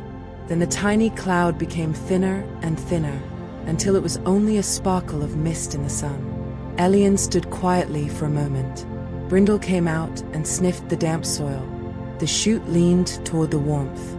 From far above the hills, the sheep bell rang one last time, faint and sweet. The cloud shepherd and the flock were already high in the sky, moving toward whatever fields clouds grazed in when no one was watching. The afternoon opened around Moonberry Hollow. It became warm, golden, and peaceful. Elian returned inside and placed his staff by the door. He finished polishing the lantern tools and put them away. Then he opened the window to let in the smell of rain-wet mint and sunlit leaves. Brindle climbed into the patch of sunlight on the floor and curled there, half asleep and half watchful. Elian sat in his chair with his book. For once, he read several pages without interruption. The story inside the book spoke of a quiet harbor, a boat with blue sails, and a traveler who learned that not every journey required leaving home. Elian liked that. He turned another page. Outside, the village moved gently through the afternoon. At the bakery, trays cooled on the windowsill. At the tea house, willow leaves whispered over empty tables. At the schoolhouse, a wooden bird with a mended wing rested proudly near a child's slate.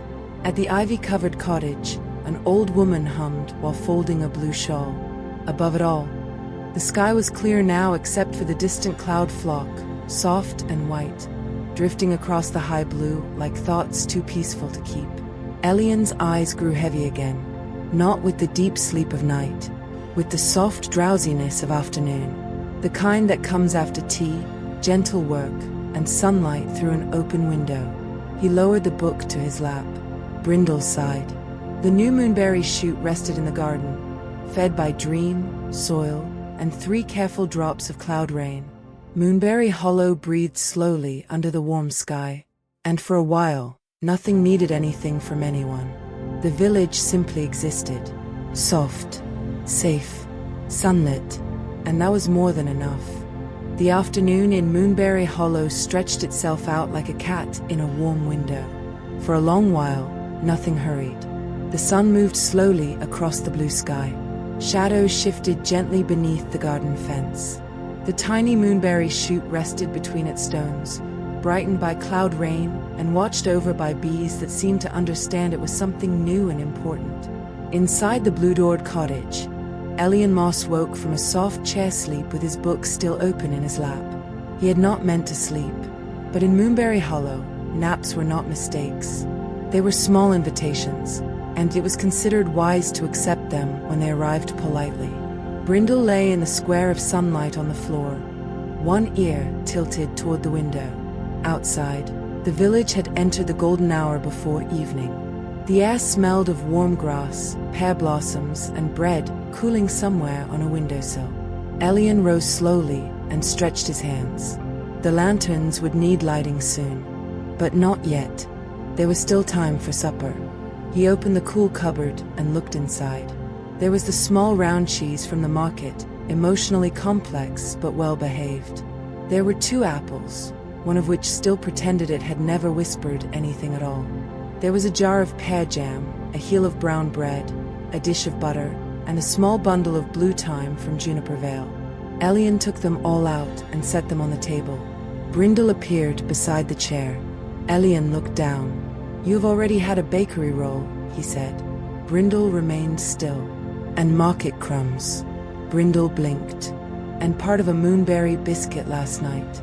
Brindle's expression suggested that last night belonged to history and should not be used against him. Elian cut a very small piece of cheese and placed it in a little saucer. The fox accepted it with dignity. The cheese, once tasted, proved itself mild indeed, but thoughtful.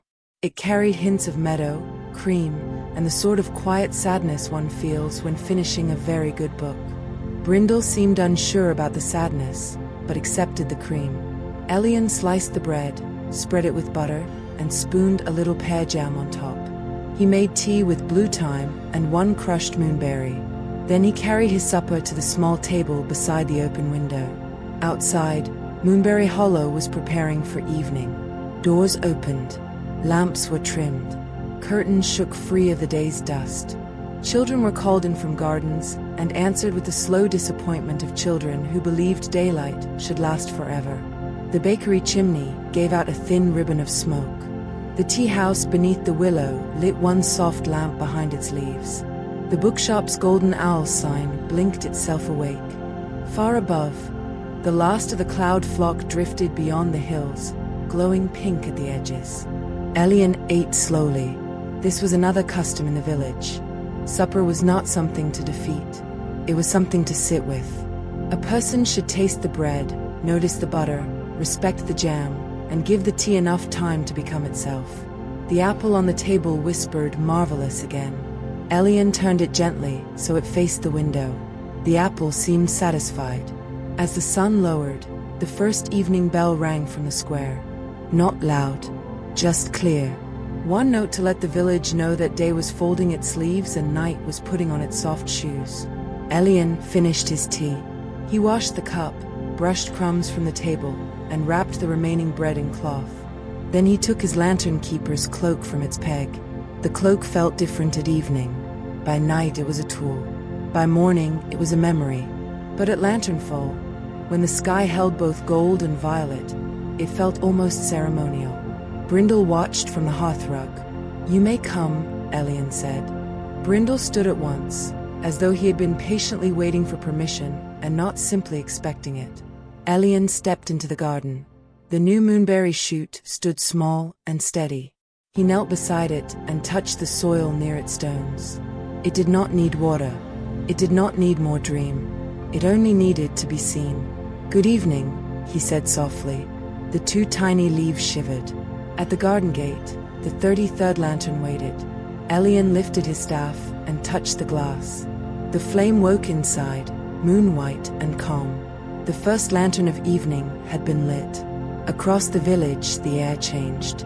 It was a subtle thing, a soft settling, as if every path, roof, and window had taken a long breath and remembered how to glow. Elian and Brindle began the lantern walk. They passed the cottage with pale green shutters, where the upstairs window was open and a fresh quilt hung in the evening air. Warm voices drifted from inside, quiet and grateful. They passed the ivy-covered cottage, where the old woman sat near her doorway, humming the river lullaby while shelling peas into a blue bowl. They passed the attic house, where the young man read by the window, turning each page as if it were something given rather than something owed. Elian did not stop. The lanterns were waiting. At the bakery, Mara waved from the doorway with flour on both hands. Elian lit the bakery lantern, and the glass filled with soft gold. For a moment, every loaf in the window seemed to shine from within. At the apothecary, Juniper Vale had placed a bundle of lavender beneath the lantern post. When Elian lit the flame, the scent rose gently into the evening, and 3 passing worries forgot what they had been worrying about. At the bridge, the stream reflected the new flame in long trembling lines. The glowing fish swam closer to admire themselves in the light. Brindle leaned over the rail. One fish opened and closed its mouth. Brindle stepped back, perhaps out of respect, perhaps because fish were difficult conversationalists. The lantern walk continued through the square. One by one, the lights returned. The fountain lantern, the tailor's lantern, the post office lantern, the lantern beside the bench under the maple tree, where the little wooden bird had left one tiny wooden feather that had become a real leaf by evening. The sky deepened. The first star appeared, then a second, then many more, faint at first, then clear. Moonberry Hollow slowly became itself again, the village of soft flames and hidden roads, of warm kitchens and sleeping books, of kind errands and quiet magic. At the tea house beneath the willow, the lantern did not light immediately. Elian touched the glass once. Nothing happened. He touched it again. The lantern gave a small blue spark, then went still. Brindle sat down. The willow branches swayed, though there was no wind. Elian looked at the tea house windows. Inside, the tables were empty. The cups rested upside down. The dragon teapot slept on its shelf. The lantern was not broken. It was listening. Elian waited. This was another important part of lantern keeping. Not every flame wished to be hurried. Some lights needed a moment to decide what kind of comfort the night required. At last, from beneath the willow roots came a tiny sound. A giggle. Then another. Elian looked down. 3 glow mice emerged from a hollow in the roots. They were no larger than walnuts, with whiskers like thread and bellies that glowed pale yellow. Glow mice lived beneath old trees and collected lost crumbs of light.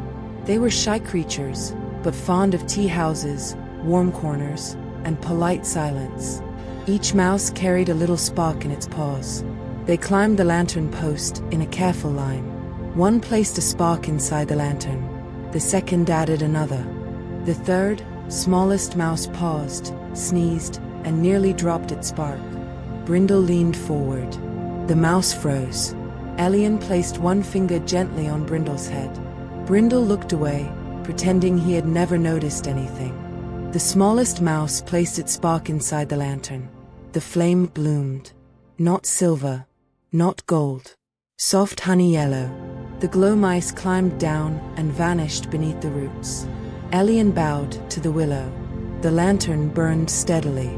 Some nights, even the smallest creatures helped hold back the dark. By the time Elian reached the final path near his own cottage, the village was fully lit. Windows glowed. Chimneys smoked. The lane shone with gentle pools of moon-white flame. The day had ended without being lost. It had become evening. That was all. And it was beautiful. Elian returned through the garden gate. Inside the cottage, the room was waiting with its familiar shadows and quiet furniture. He hung his cloak, set down his staff, and placed a fresh log on the hearth. The fire woke slowly. Brindle circled the rug 3 times and lay down. Elian made one last cup of tea, lighter than the others, with chamomile and a single mint leaf. He sat by the window and looked out at the lantern beside the gate. Beyond it, Moonberry Hollow glowed under the rising moon. The new moonberry shoot rested in the garden. The village breathed around him. Somewhere, supper dishes were being washed. Somewhere, a child was being tucked under a quilt. Somewhere, a book was closing for the night. Somewhere, an old song hummed itself to sleep. Elian held the warm cup in both hands. There had been no grand danger that day. No storm to defeat. No monster at the gate. No kingdom to rescue. Only a village. Only a garden. Only bread, tea, clouds, stories, errands, lanterns, and small kindnesses given at the right hour. And perhaps, Elian thought as the fire softened and the moon climbed higher, that was the truest kind of magic. The kind that did not need to be loud. The kind that simply made the world easier to rest inside. Outside, the lanterns glowed. Inside, the cottage grew warm. And little by little, Moonberry Hollow settled into another peaceful night. Night returned to Moonberry Hollow without making a sound. It slipped between the rooftops, settled beneath the eaves, gathered in the garden paths, and made every lantern flame seem softer and more important. The village did not fear night. It welcomed it like an old friend who always arrived wearing a velvet cloak and carrying a basket of stars. Inside the blue-doored cottage, Elian Moss sat by the window with his light cup of tea, watching the lantern beside the gate glow steadily over the garden. Brindle slept near the hearth, one ear folded back, his paws twitching now and then as if he were chasing small, polite dreams. The new moonberry shoot rested under the lantern's glow. Its 2 tiny leaves were folded for sleep. Elian smiled at that. Even beginnings needed rest. For a while, all was calm. The fire hummed softly. The walls held the day's warmth. The old book on the side table remained closed, content for once not to be read. Outside, a moth drifted around the garden lantern, then moved away as though it had remembered an appointment somewhere else. Then, across the village, one window went dark. That was not unusual. People blew out lamps all the time before sleep. But a moment later, another window darkened. Then another. Then 3 more. Elian leaned forward. One by one, windows across Moonberry Hollow lost their warm glow. Not as if lamps were being put out, but as if the light behind them had been gently covered. The lanterns along the paths still burned. The stars still shone. But the cottages had become strangely dim. Brindle opened his eyes. In Moonberry Hollow, windows were important things. They let morning in, let lamplight out, held reflections, framed weather, and reminded people that the world continued beyond their rooms. A window going dark at the wrong hour could mean many things. A forgotten blessing, a tired house, a shadow looking for a place to nap. Elian stood and took his staff. He did not put on his heavy cloak this time. The night was cool but kind.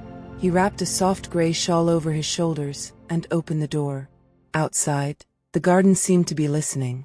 The lantern at the gate leaned its flame toward the village square. Elian followed. Brindle came beside him, quieter than usual. The lane looked different with the cottage windows dimmed. The lanterns made small pools of light on the cobblestones, but beyond them, the houses stood like sleeping shapes, their curtains dark, their flower boxes silvered by moonlight. At the square, Elian stopped. The fountain murmured. The stone deer watched. The market stalls were folded and still. Above the tailor's shop, every upstairs window had gone dark except one. That window glowed faintly. Not gold, not blue, a soft patchwork glow. Elian crossed the square. The tailor's shop had a narrow door painted green and a sign shaped like a silver needle. Inside, bolts of cloth rested on shelves, ribbons hung from pegs, and half-finished garments slept on wooden forms. The upstairs window brightened as Elian approached. A strip of cloth floated down from it. It landed softly at his feet. Elian picked it up. The cloth was made of many colors stitched together. Blue like river water, gold like bakery light, green like the wandering wish, silver like the dream lanterns, and deep purple like moonberry skin. A quilt piece. Elian understood. Somewhere in the village, the window quilt had come loose. Long ago, the first lantern keeper of Moonberry Hollow had made a quilt from scraps of evening light. It was not kept on a bed. It did not belong to any one cottage. It stretched invisibly from window to window at night, keeping the village's inner lights warm and gentle. It helped lonely windows glow, helped tired houses soften, and helped sleepers feel that they were not alone in the dark. But if one patch came loose, the quilt could wrinkle. And when the quilt wrinkled, windows forgot how to shine. Elian held the cloth carefully. The patch trembled in his hand. Then it lifted slightly, pulling toward the lane behind the tailor's shop. He followed. The patch led him past the closed post office, where letters slept in their little boxes. It led past the bench beneath the maple tree, where the wooden bird's tiny leaf still rested. It led down a narrow path between cottages, then through a gate Elian had never noticed before. Beyond the gate was a courtyard. It was small, round, and hidden between the backs of several houses. In the center stood a clothesline strung from one chimney to another, though no laundry hung there. Instead, pieces of light hung from the line. Window light. Squares, circles, triangles, little glowing scraps of evenings from many homes. A golden square from the bakery window. A soft blue piece from the riverwoman's cottage. A warm amber piece from the attic reader's room. A pale green piece from the house with the quiet watcher. Each piece fluttered gently in the night air. But at the center of the line was a tear. A dark place where one patch was missing. Elian looked at the cloth in his hand. It belonged there. But when he reached up to place it back, the patch folded itself inward. It was afraid. Elian lowered his hand. Light, like people, could become tired. A patch that had warmed windows for many years might need a moment before returning to its work. He sat on the low stone wall around the courtyard and laid the patch across his knees. Brindle sat beside him. The patch slowly unfolded. Inside its threads, pictures moved. Elian saw 100 quiet evenings. A mother closing curtains after checking on a sleeping child. An old man reading by a stove.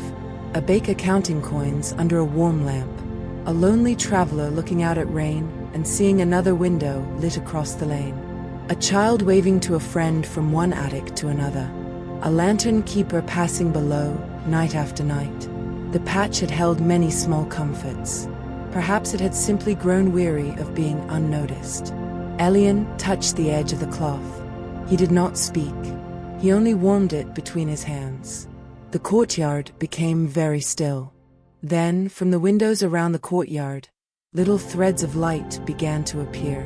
One from the tailor's attic, one from the bakery roof, one from the ivy cottage, one from the green-shuttered room, one from the bookshop, one from Elian's own cottage far away. They stretched through the night like golden silk. One by one, they touched the patch. The cloth brightened, not brightly enough to dazzle, only enough to remember itself. The patch rose from Elian's hands and floated upward. It returned to the tear in the line and settled into place. The window quilt mended itself with a soft sigh. Across Moonberry Hollow, the windows began to glow again, one by one. Warm kitchen windows, small attic windows, round bathroom windows, bookshop windows, bakery windows, the window of the willow tea house, the tiny window above Elian's own blue door. The village filled again with the gentle warmth of homes being homes. The courtyard lights fluttered once, then became invisible, as they were meant to be. The clothesline remained, ordinary and empty beneath the moon. Elian stood slowly. Brindle stretched. They left the hidden courtyard and returned through the small gate. Behind them, the gate became difficult to see again, as if it preferred to be found only when needed. The walk home was peaceful. Now that the windows glowed, the lanes felt softer. The lantern light and window light worked together, one guiding the paths, the other warming the walls. At the square, the fountain seemed brighter. At the tailor's shop, the upstairs window shone with a steady patchwork glow before settling back into ordinary amber. At the bridge, the stream carried little reflections of every lit window, breaking them into long ribbons on the water. Elian paused there. The village looked whole. Not perfect, because perfect things rarely felt alive, but whole in the way a quilt is whole, made from many different pieces, each one holding its own color, each one helping the others keep someone warm. Brindle leaned against Elian's boot for one small moment. Then, as if embarrassed by tenderness, the fox stepped away and looked into the stream. Elian smiled. They returned to the blue-doored cottage. Inside, the hearth still glowed. The tea had cooled. The book waited. The room's little window shone warmly, as if proud to be part of the quilt again. Elian placed his staff beside the door and sat in his chair. Brindle curled on the rug. Outside, the moonberry shoot rested beneath the lantern, its leaves still folded. The windows of Moonberry Hollow glowed all around the village, each one a small square of safety in the dark.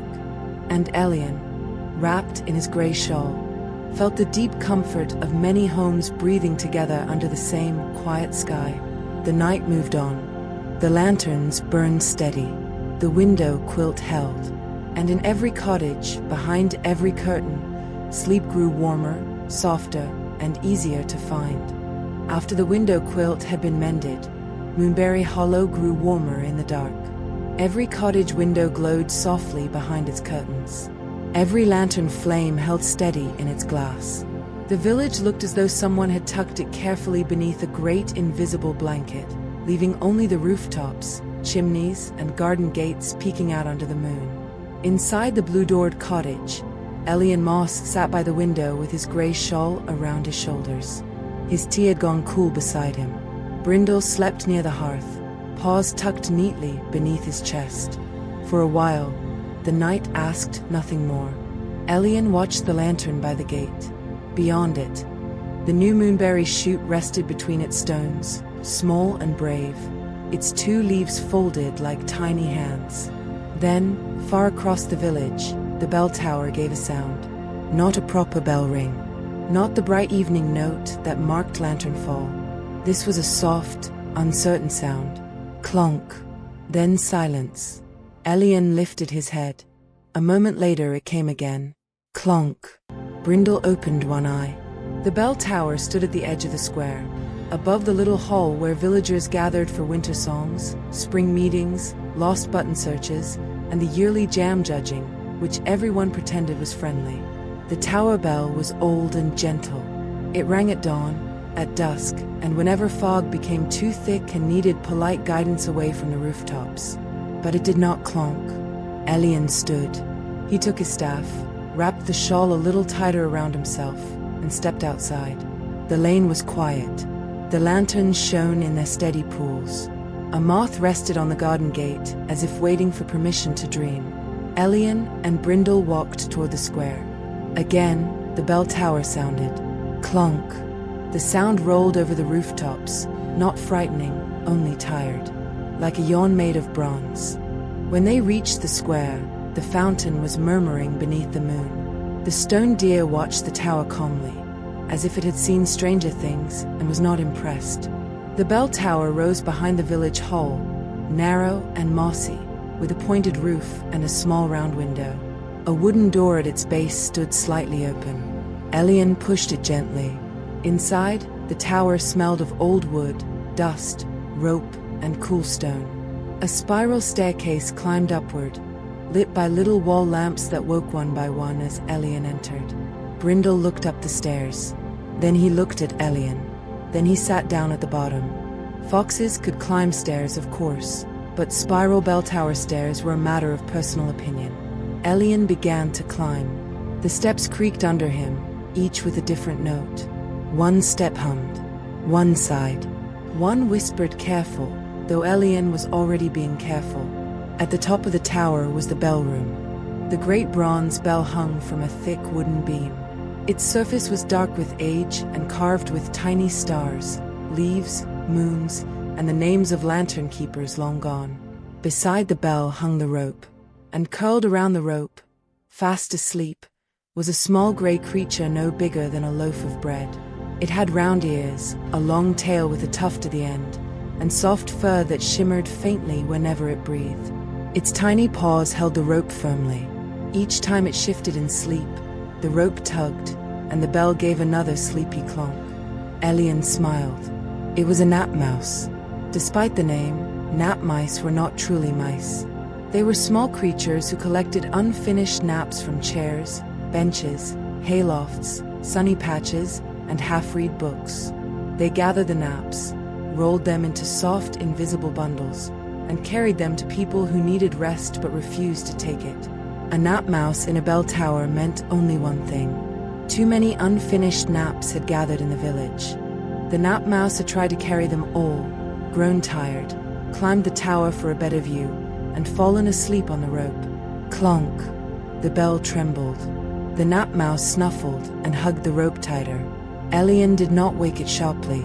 That would have been rude and possibly dangerous. A startled nap mouse could release 7 days of drowsiness at once, and then the whole village might sleep through breakfast.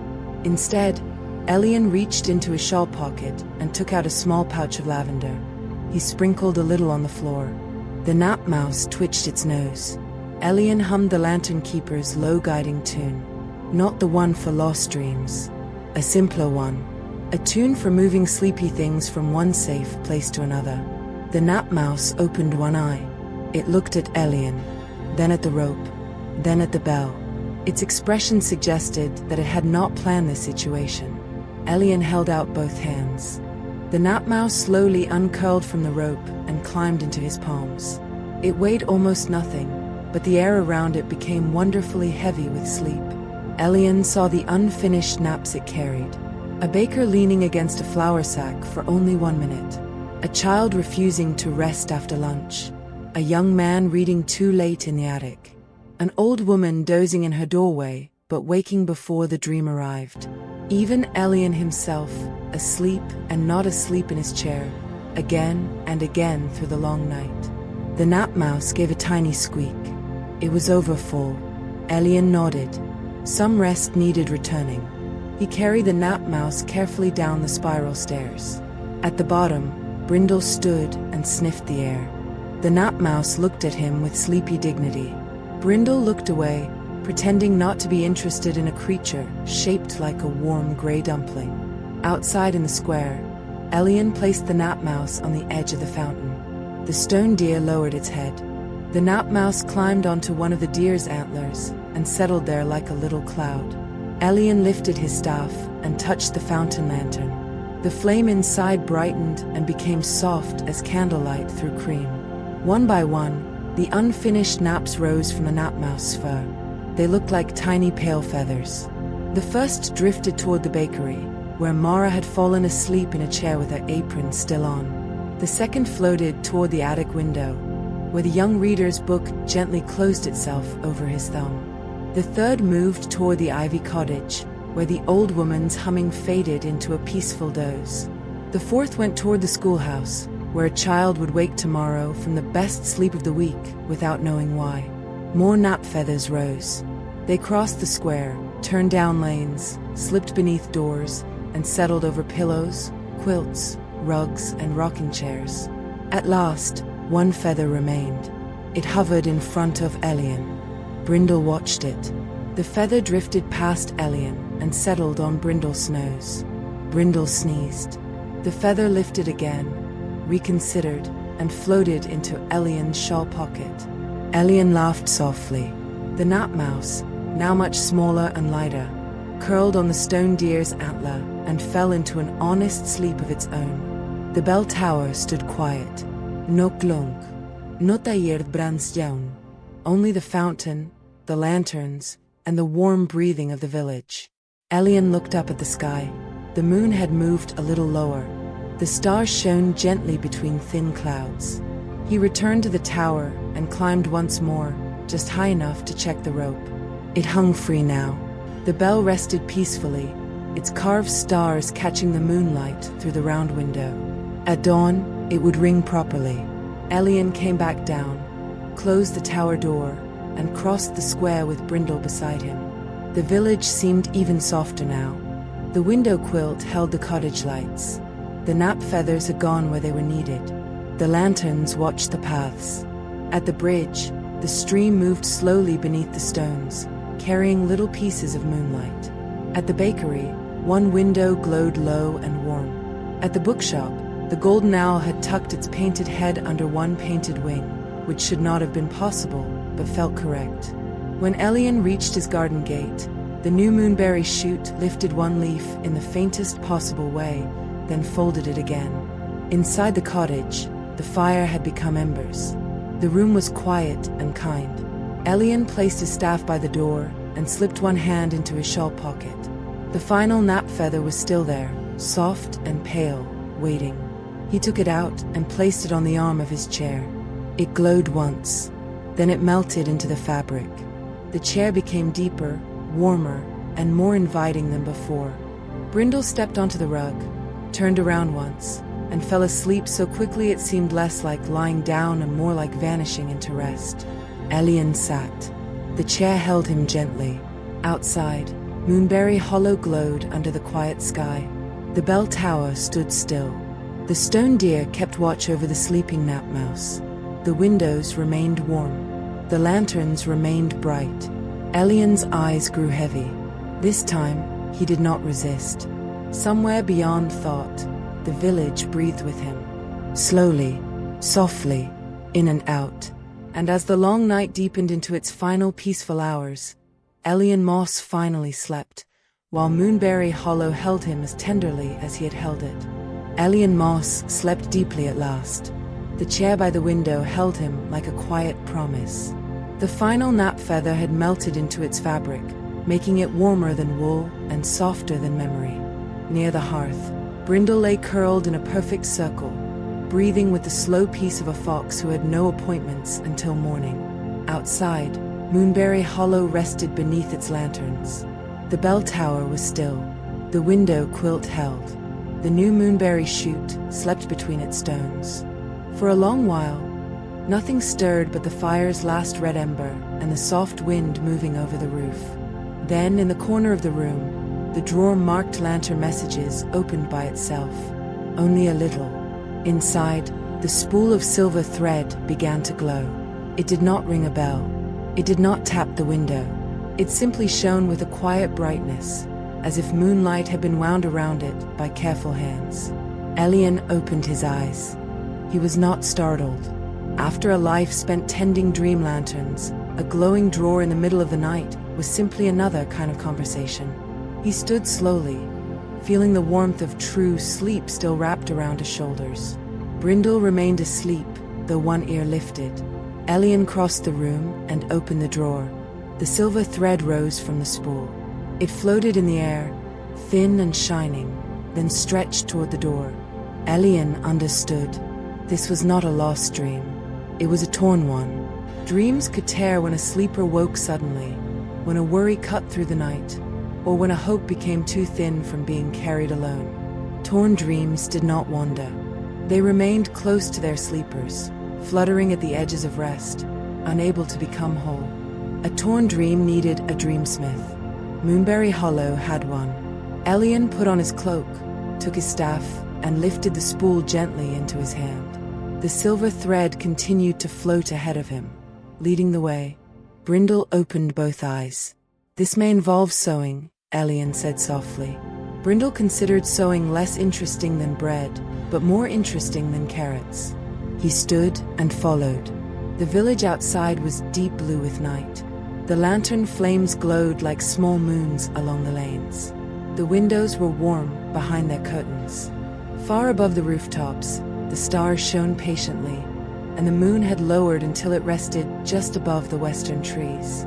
The silver thread led them past the fountain, past the silent bell tower, past the tailor's shop, and down a narrow path behind the cottages. It stopped before a small house with a roof of dark slate and a round window lit from within. The door was painted black, but not in a gloomy way. It was the black of ink, night skies, and fertile earth. Above the door hung a sign made of hammered silver. The Dreamsmith. Elian knocked once.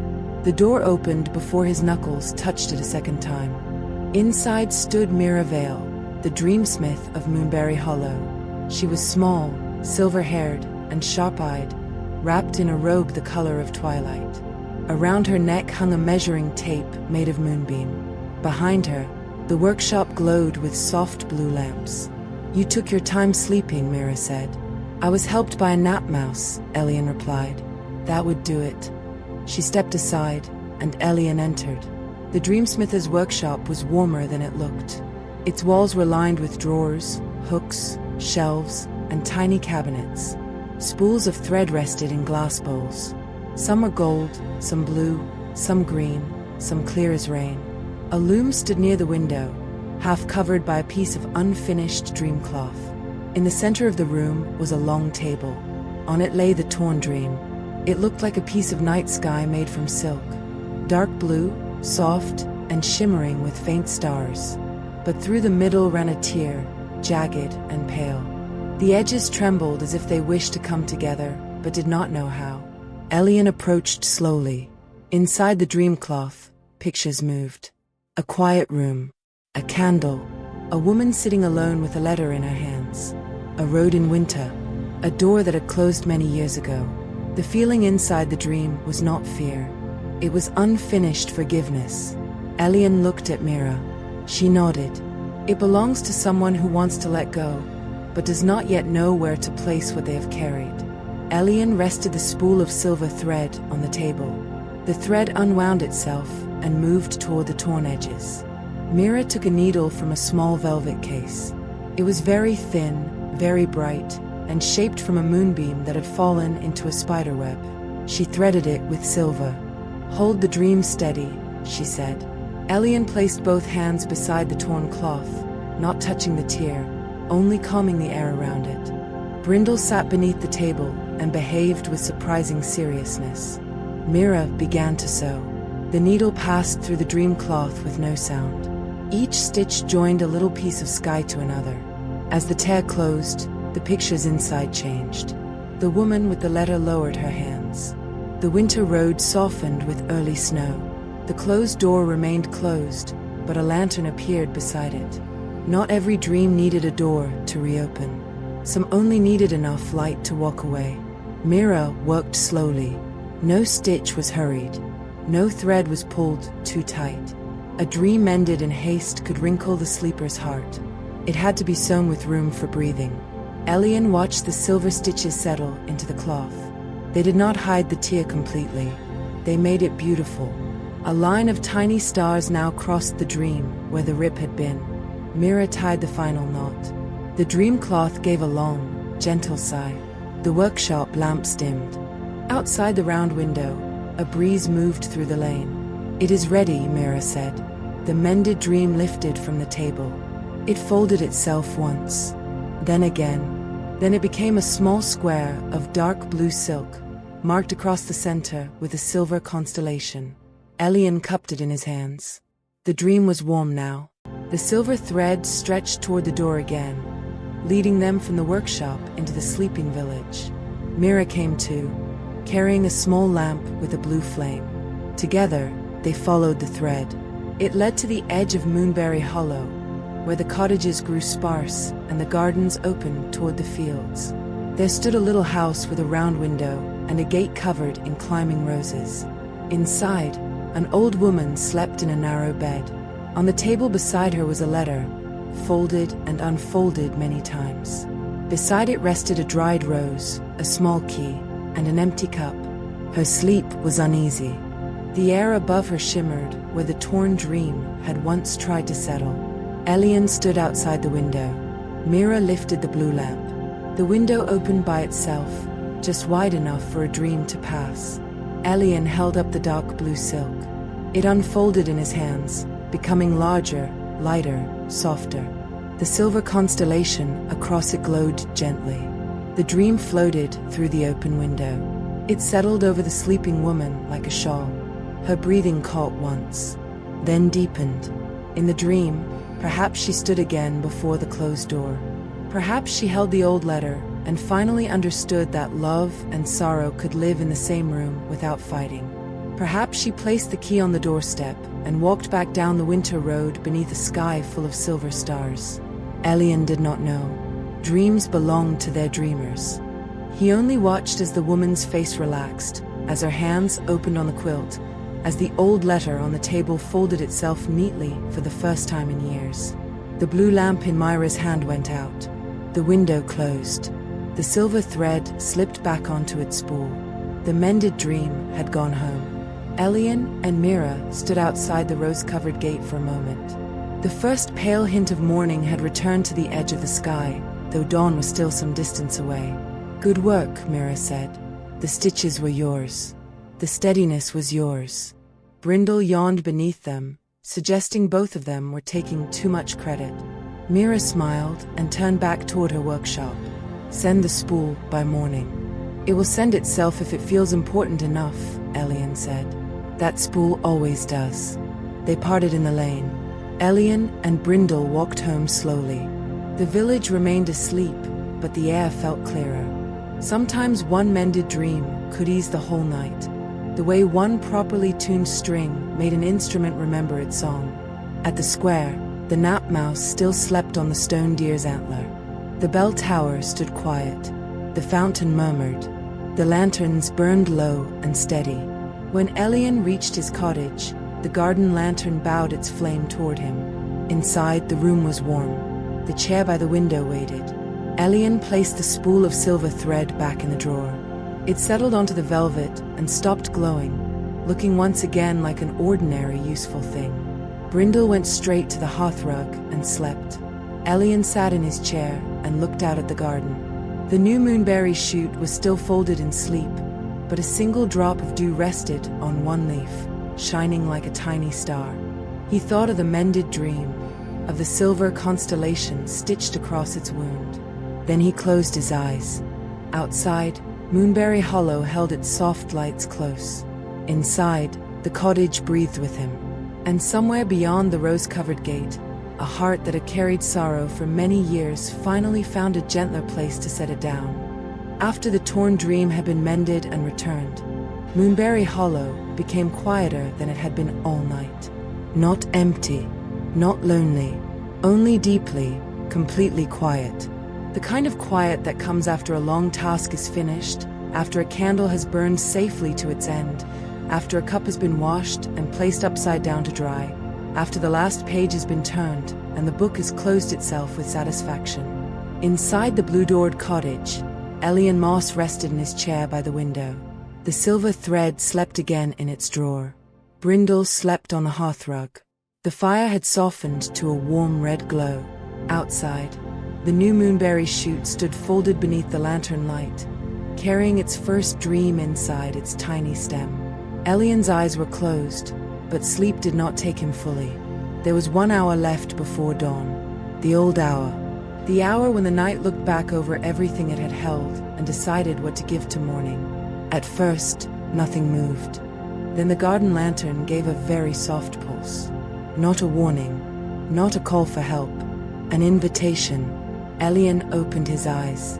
The lantern beside the gate was glowing brighter than before. Not white now, but pale rose, like the first color that touches a cloud before sunrise. Elian stood slowly. His body was tired, but not in a painful way. It was the good tiredness of useful hands, walked paths, warm tea, and a heart that had been allowed to care. He did not take the heavy cloak. He did not take the pouch of lavender, the spool of thread, or the empty bottle. He took only his staff. Brindle lifted his head from the rug. For a moment, the fox seemed to consider staying by the fire. Then he stood.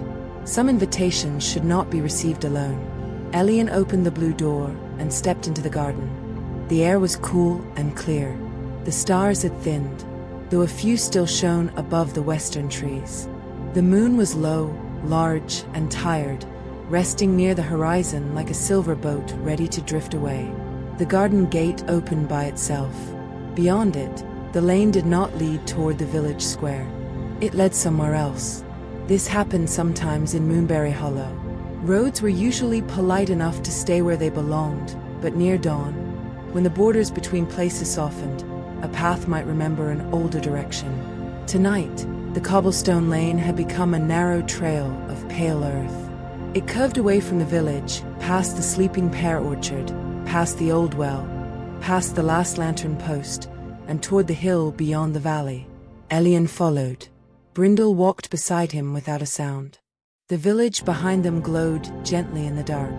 Windows warm, lanterns steady, chimneys quiet. It looked small from the path, small and precious, as though it could fit inside 2 careful hands. The trail climbed slowly. On either side, the grass was silver with dew. Tiny blue flowers opened at Elian's passing, then closed again once he had gone by. Somewhere in the hedges, a night bird gave one final note before sleep. At the top of the hill stood an old stone bench. No one had built it, as far as anyone knew. It had always been there, facing east. Moss grew along its feet. Small carved stars covered its back. At certain hours, it seemed like an ordinary bench. At dawn, it became a waiting place. Elian sat. Brindle curled at his feet. Below them, Moonberry Hollow rested in the valley. The dream lanterns made soft pools of light along every lane. The bakery roof shone faintly. The willow tea house looked like a dark green umbrella beneath the branches. The river beyond the orchard carried a thin ribbon of moonlight. The bell tower pointed quietly toward the stars. For a while, Elian simply watched. He had tended the village for many years. He knew the sound of its evening doors, the moods of its lanterns, the temper of its weather, the taste of its moonberries, and the small habits of its roofs after rain. Still, from the hill it looked new. A village often does, when seen from a little distance. The rose-colored glow from the garden lantern had followed him. It gathered now beside the bench, forming a small flame in the air. Inside the flame, images appeared. The blue dream moth returning to its sleeper. The silver tea carrying memory through rain. The green wish climbing the staircase of stars. Moonlit rolls warming a worried room. The river song slipping into an old heart. The sleeping books settling on their shelves. The moonberry seed waking in the garden. The cloud flock rising over the roofs. The window quilt mending the village lights. The nap feathers drifting through the lanes.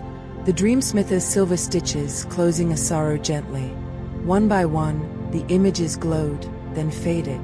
Elian understood. The night was returning its stories to itself. Every night kept a record. Not in ink, not in stone, but in feeling. A kindness given at the right hour did not vanish. It became part of the hush, part of the road, part of the way morning entered a room. The little flame rose higher. Then it drifted toward the east. The horizon had begun to pale. At first, there was only gray, then pearl, then the faintest line of gold behind the hills. The stars loosened their grip on the sky. The lanterns in the village below began to dim, one by one, not because they were tired, but because their work had been received. Elian watched the first lantern fade near the bakery, then the bridge lantern, then the bookshop lantern, then the well lantern. The light did not disappear. It sank back into glass, wick, metal, and memory, waiting for evening. The bell tower gave one clear note.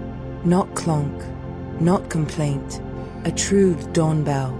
The sound moved across the valley, gentle and bright. It touched the rooftops, the orchard, the river, the tea house, the hidden courtyard, the dreamsmither's workshop, the blue-doored cottage, and the hill where Elian sat. Brindle's ears lifted. In the village, curtains stirred. A rooster thought seriously about announcing the day. Smoke rose from the first chimney. The sky opened another shade. Gold spread behind the hills, slow and warm. Elian rested both hands on top of his staff. He felt, for a moment, the deep kindness of ordinary things. A place to return to, a chair by a window, a fox near the fire, a garden with one new shoot, a village that needed him, but also held him. The rose flame beside the bench grew smaller and smaller until it was no larger than a candle spark. Then it touched the ground. Where it touched, a tiny flower opened. Its petals were pale rose, its center moon-white. It was not a moonberry blossom. Not exactly. It was something between night and morning, something that would bloom only here, on the hill where dawn waited. Elian did not pick it.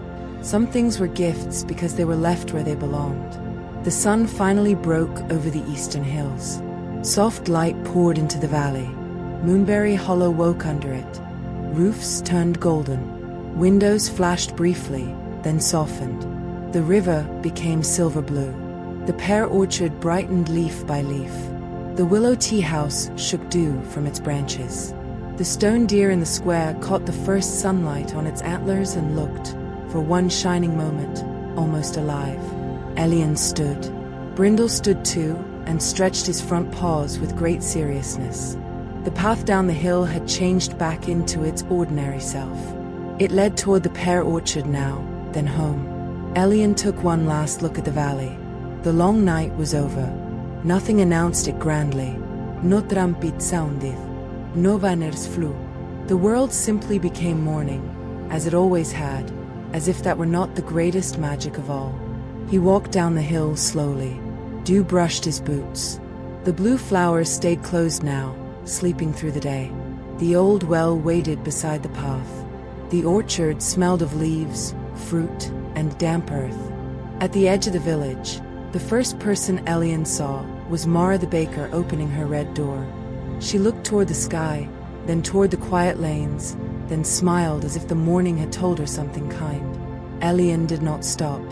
He walked past the square, where the fountain glittered in sunlight and the gnat mouse had vanished from the stone deer's antler, leaving behind only one gray hair and a feeling of excellent rest.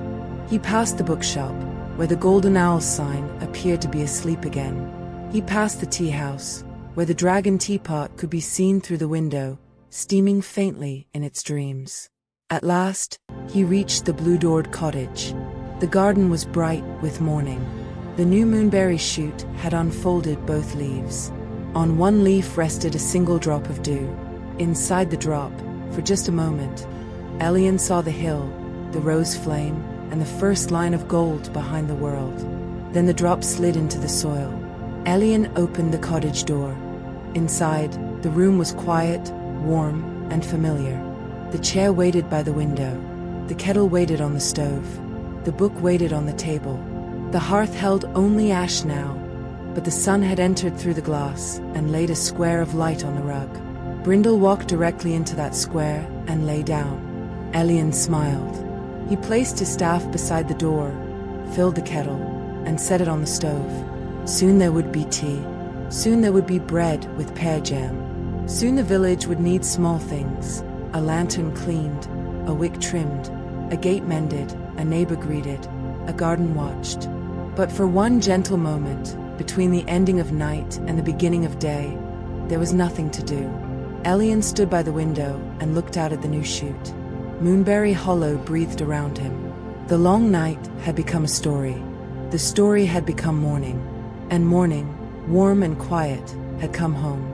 Morning settled over Moonberry Hollow like a warm hand resting on the village's shoulder. The long night had passed. The lanterns had dimmed. The windows had softened into daylight.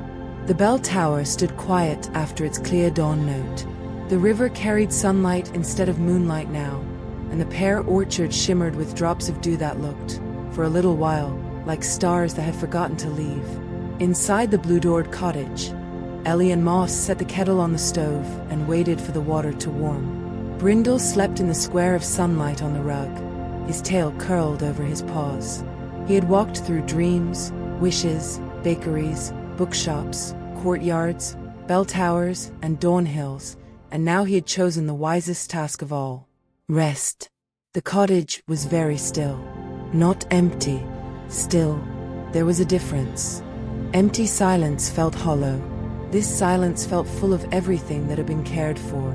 It held the smell of tea leaves, old books, warm ash, rain-dried wood, and moonberries ripening in the garden. It held the memory of footsteps returning home. It held the quiet satisfaction of things placed where they belonged. The kettle began to sing. Elian poured hot water over chamomile, pear blossom, and a small shaving of dried moonberry. Steam rose in pale curls, turning once in a morning light before fading into the room. He carried the cup to the window.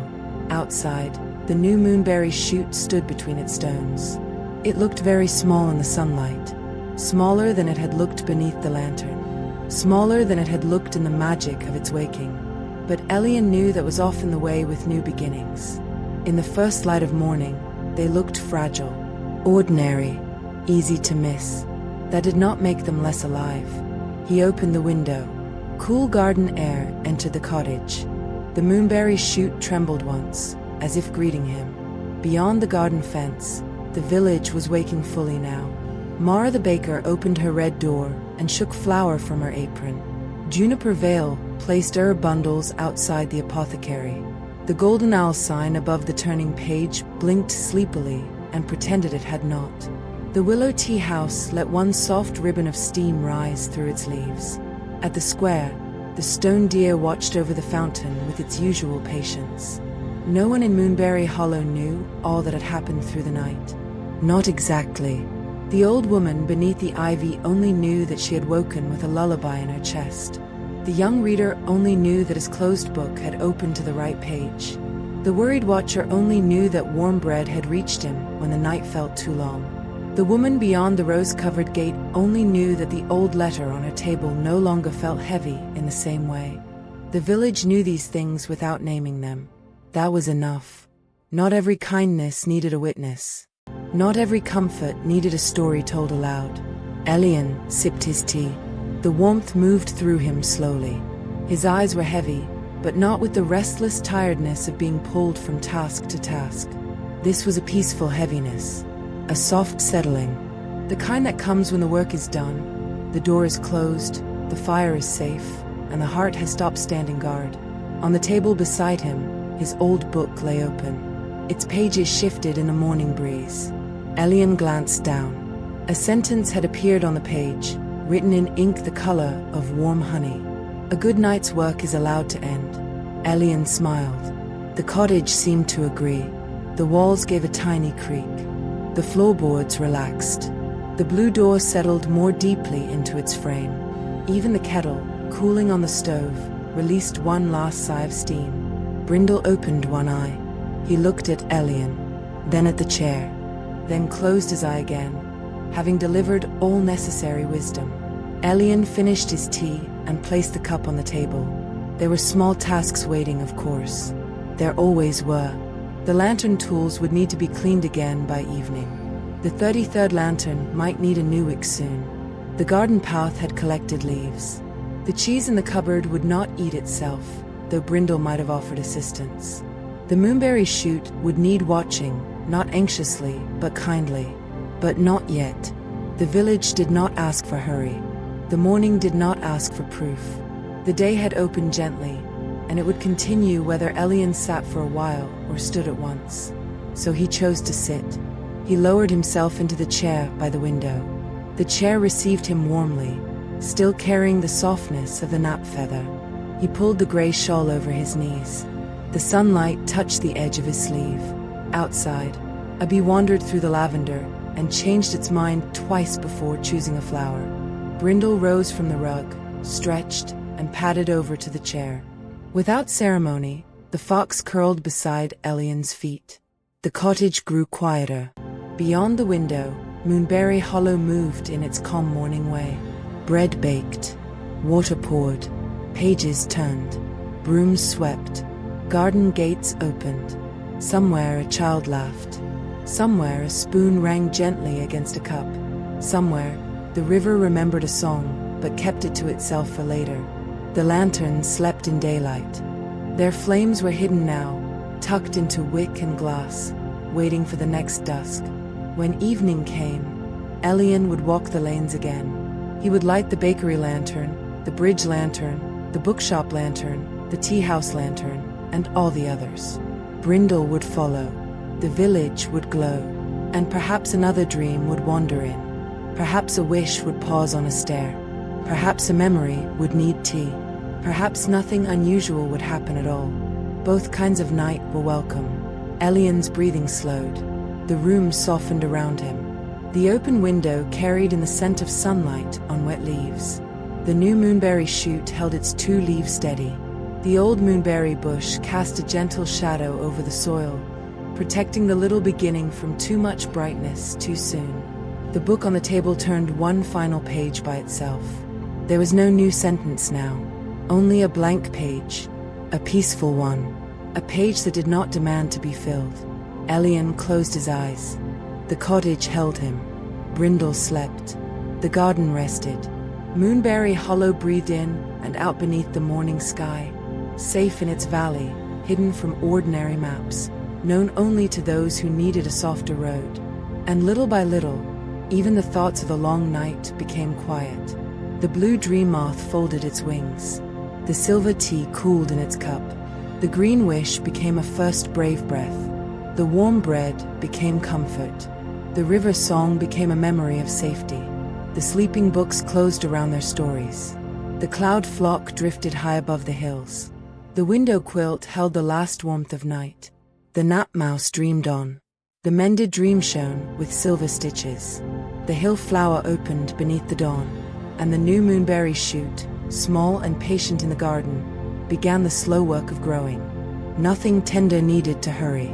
Nothing peaceful needed to explain itself. The world, for this one quiet morning, was soft enough. The chair was warm enough. The cottage was safe enough. And sleep, kind and deep, came at last.